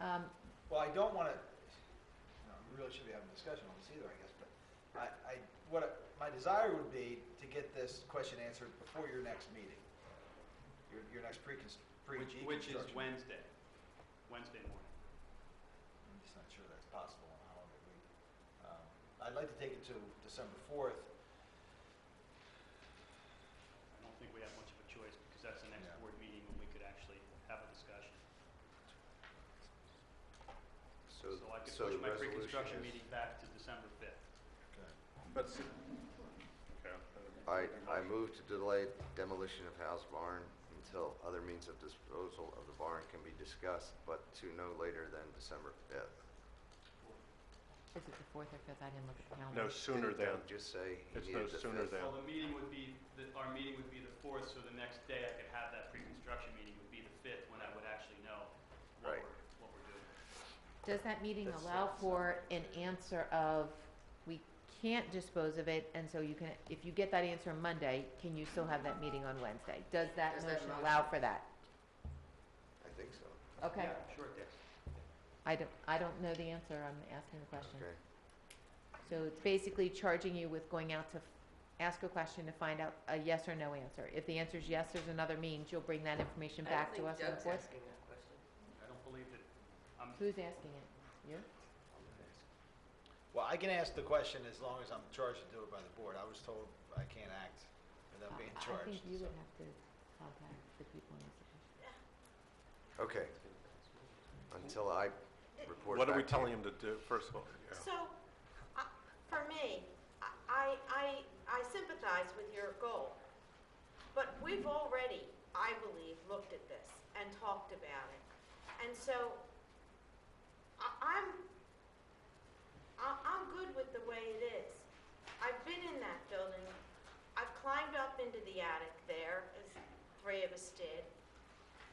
It has some redeemable characteristics and maybe some redeemable wood. And yes, maybe some of it could be saved, but we promised this woman we would take that that barn down. We're not doing this because we want it. Is there a motion and a second at this point? No, No. Can we're we- still in So- board discussion. We're in open board. So, you know, You tried to make a motion and it failed, so now we're discussing it. So I guess I'm trying to figure out what we're doing. So under my understanding, we are in board items, and under those board items, Mr. Bialik brought up the topic of the House Act for general discussion. A motion was made, it was not seconded, their fields are saying, so we're back to just having a general discussion under board items of the topic. Patty, We're not discussing the motion, but perhaps if we discuss board feeling, we refine the motion or decide on it. But in this area, sorry, I thought you were gonna fall over. In this area of the board, this is kind of an open item area where the board wanted to have different topical discussions. No, I appreciate it. Normally, the way this normally works, you make a motion. You have a motion, then we have a discussion on it. And it either We're gets a struggling- second, which, I or it think doesn't, we're- then we do something. My interpretation of what's happening is we're struggling to make a motion to get enough consensus, so we're back to just having, this is open items for the board discussion. For me, Well, I was Well, just- can we let Mrs. Sexton oh, I'm finish? sorry, I was trying to figure out where we were. Go ahead, I'm sorry. Are you finished? no, Oh, I sorry. wasn't, but there's no, if we don't have a second, we could, then we can just let this lie as it was. Well, Patty, my point, I understand where you're coming from, but we have a potential other alternative that wasn't discussed before, and that's a possible donation to an organization that can dismantle the barn.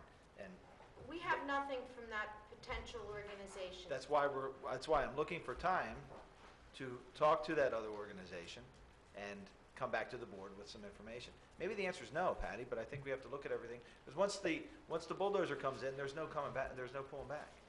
From my perspective, if I were to make the motion, and I won't preempt you by making a different motion, but the only motion I would make with regard to this would be that we put forward to the owners of the property the request that they release us from the obligation that the board currently has, and failing their release of that obligation, that we continue with the construction. If we were released from the obligation for the destruction of the property, then it's off our chart entirely, and however it wants to be managed is fine. But short of that, we're in this two-phased commit, which is somebody has to commit to something before somebody else commits to it, but who goes first? And I don't think we'll get to that. I can't remember, how much does this cost us? $114,000. 114. 114,000. 114, yes. So if we, were to say to the owner of the barn, hey, we'll give you something less than 114 to release us from this, and it's your cash, and you can do with it what you will. There's these people that may want to do a deal with you to get this wood. We can't get at it, maybe you can.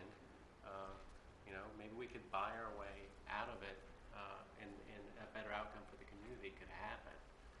But, it sounds like just asking for a release with no exchange of anything is unlikely to succeed. So philosophically, I completely agree. I'd like to see a way it worked. I don't mind the motion, and I wouldn't even mind doing that. My only condition would be that we do it tomorrow or Monday and the decision's back. I don't want to delay that meeting that is now rescheduled with Mr. Taylor, because the unintended consequence of that is us risking spending more money than the 114. So will I philosophically agree and like to see it happen?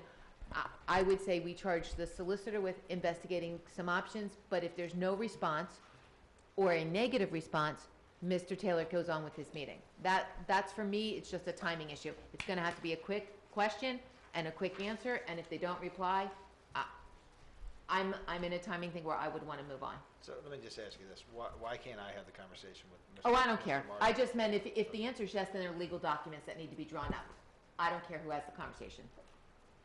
You could be authorized by the board could authorize you I actually to have the I just figured conversation. if it was a positive response, Mr. Bilek, then somebody has to draw up a document. Understood. That's I why. would just ask the question of the solicitor if is that wise?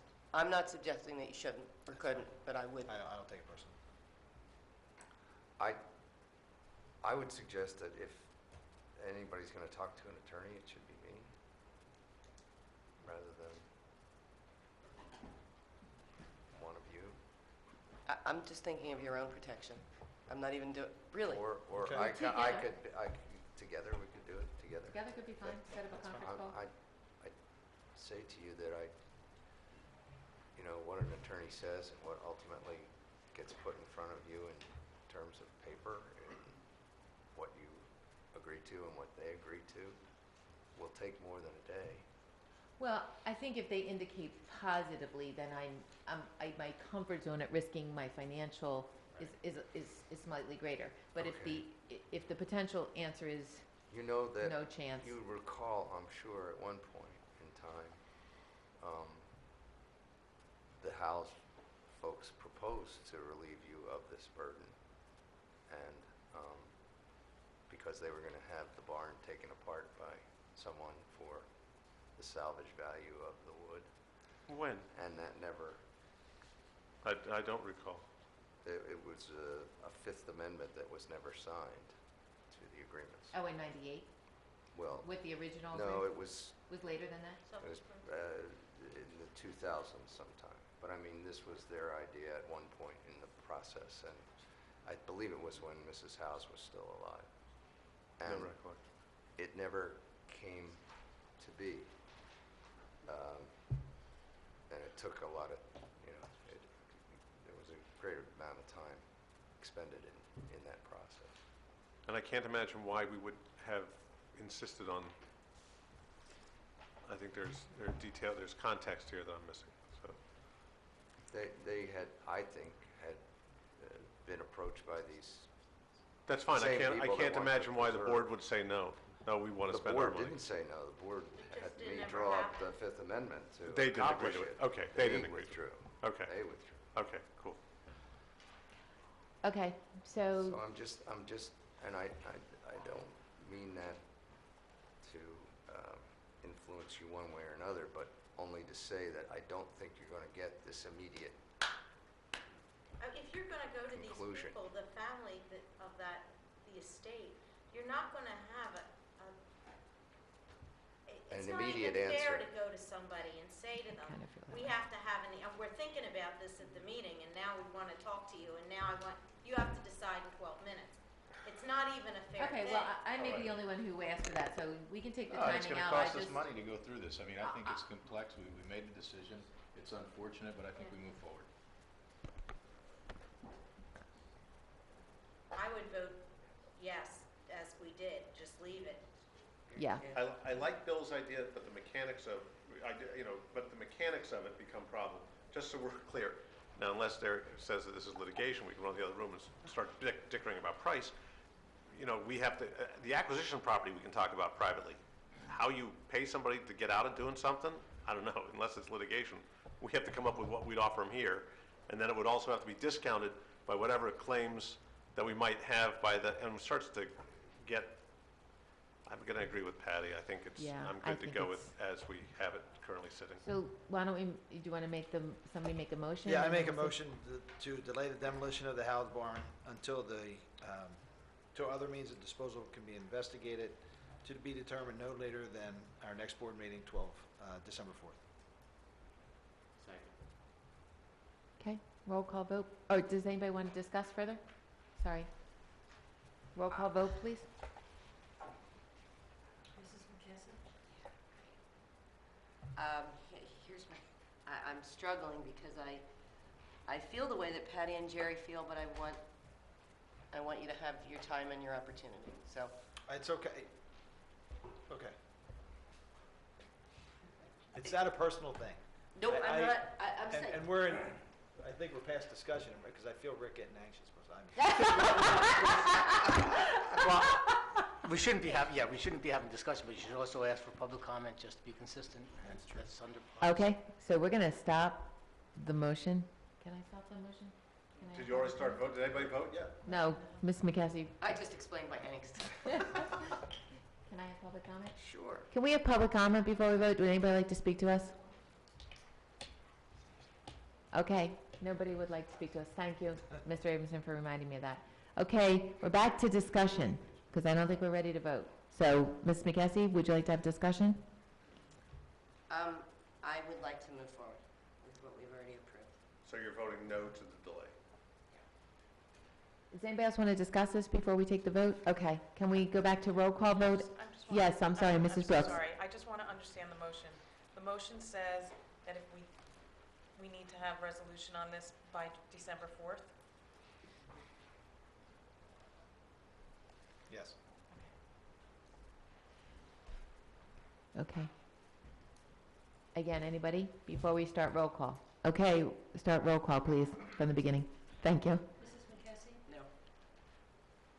Mrs. Sexton? No. Mrs. Thomas? No.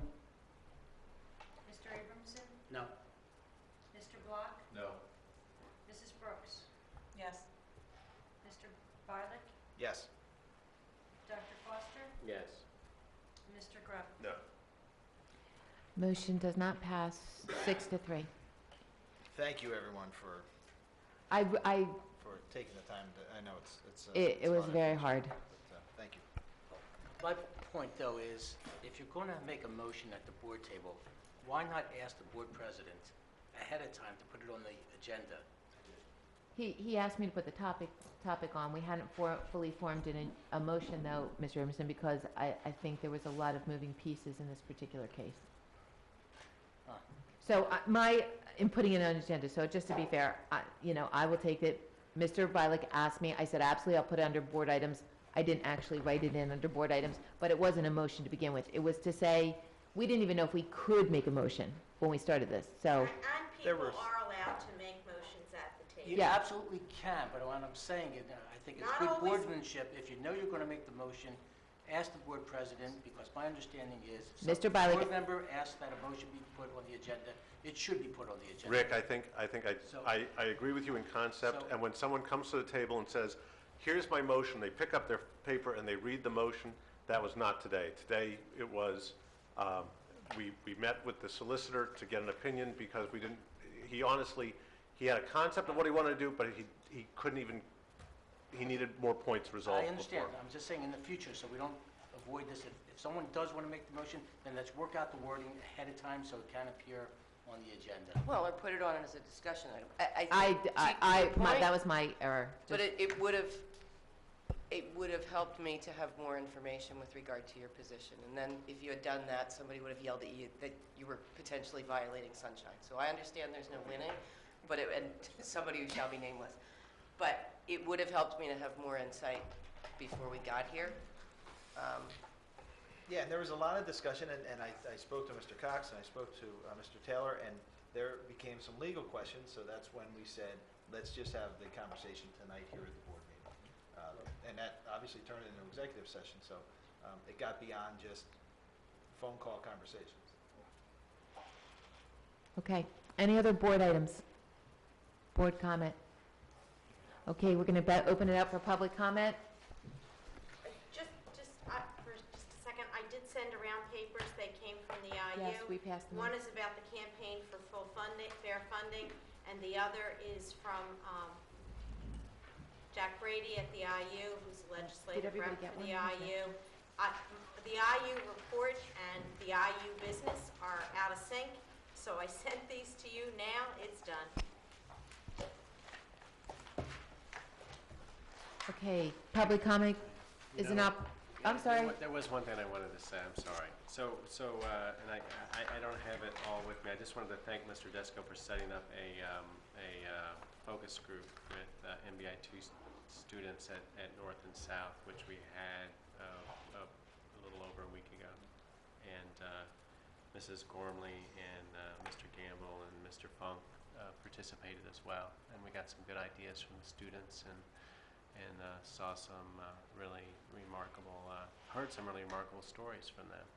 And it's great to get their perspectives. They think about what it's like to be an MAT and how it could be better. And so we'll write that up and share it with you. And thanks for setting that up. Great. Public comment is an opportunity for members of the public to address the board. We would ask that you limit your comments to no longer than 3 minutes. Please consider the fact that there may be young children watching this broadcast on CRTV. It is our goal to maintain a respectful environment so that members of our community have an equal opportunity to address the board without interruption. While the board welcomes your ideas and will consider them in deliberating an issue, we may not respond to your comments or questions. Mr. Roche.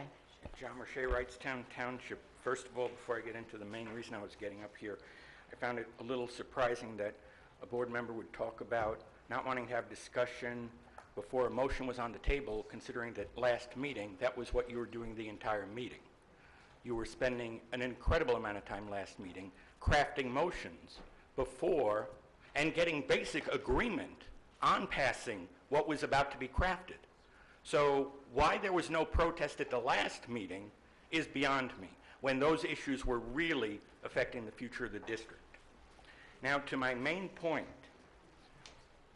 as I've mentioned, I've been frustrated with the delays that this school district has had in getting to the correct number of elementary schools. When information was available to school boards as early as 2007, that we did not need the number of elementary schools. When you were given recommendations by a group of citizens that you had asked, you had charged, you had given them access to information, at the last meeting, we heard all sorts of reasons that this could not go forward, including we're not sure about the capacity numbers we got from Schrader, which surprisingly is a company that's about to build a school for us.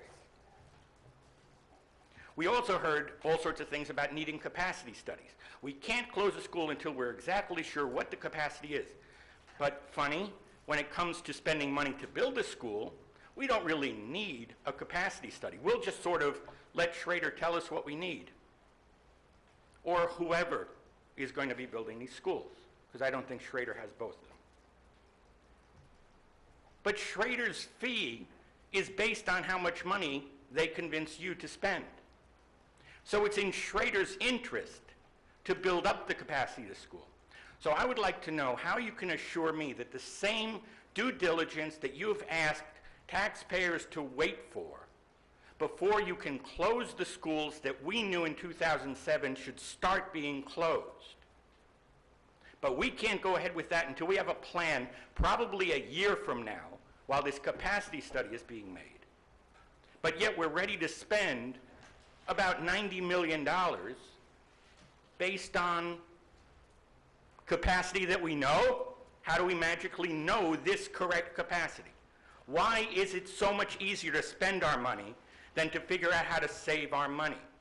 I would like to urge that the same diligence that you've asked in response to that well-crafted recommendation by a group that you solicited and empowered to make that recommendation, that you don't move forward with building these schools unless you have the same 100% certainty that you know what the capacity is, you know what the capacity needs to be, you know what a full-size classroom is, that you know every iota. Because to do otherwise would be an admission that you are really just looking for a reason to keep kicking the can down the road and not close schools.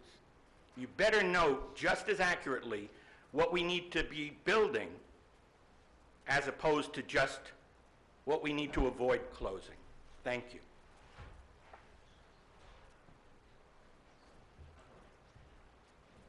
Steve McGill, Holland, Northampton. The issue of the House barn brought me to mind on some things. If you go to most towns of any size in this country, you'll find that there is a chestnut street, just as there's an elm and a maple and so on. Think of a new world where a squirrel with super energy wants to see the outside of where he grew up.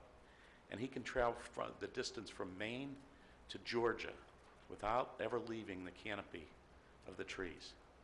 He has food, he has water, he has all he needs to get from that complete distance. That is what the eastern half of the United States looked like 100 years ago. The American chestnut tree was devastated in a period of 50 years by the introduction of a fungus from Asia. We're on the verge of being able to restore that tree. One of those trees could fill an entire railroad car with enough lumber to build houses, and then have some left over. The harvest of chestnuts supported not only people, but also a lot of different species of animals, birds, squirrels, bears, and so forth. State University of New York, upstate, College of Environmental Science and Forestry, has developed an American chestnut that has the desired characteristics of the original chestnut, but is resistant to the fungus which devastated that crop.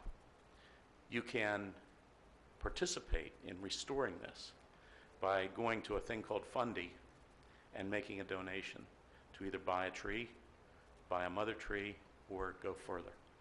I would suggest that you take it to heart, because it's going to take 100 years to restore this forest. But it is truly an American heritage that we can't afford to ignore. So I remember talking with Mr. Taylor about the house barn and the possibility that it might be American chestnut. It was not. I think the noble cause of trying to repurpose the wood from any old building is a good one, but I know also that things have to move ahead. I understand it was a tough decision for all of you. And I have no problem with people making motions and letting them live, die, table, or amend to get through business. You have way too much discussion without sharp edges, and motions help you do that. They put sharp edges on things and force you to make decisions, and that's why you're elected, to make decisions. You won't always like them, you won't always be happy with yourself, but it's important to do it because it reduces public confusion. Thank you.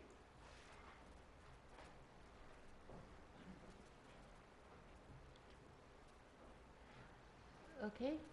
Our next meeting is academic standards on December 4th from 6 to 7:20, and that followed by a school board meeting on December 4th. Meeting adjourned. I did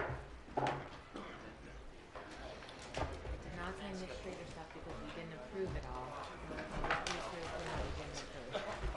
That's too bad. Well, I can look for that one. Remember the one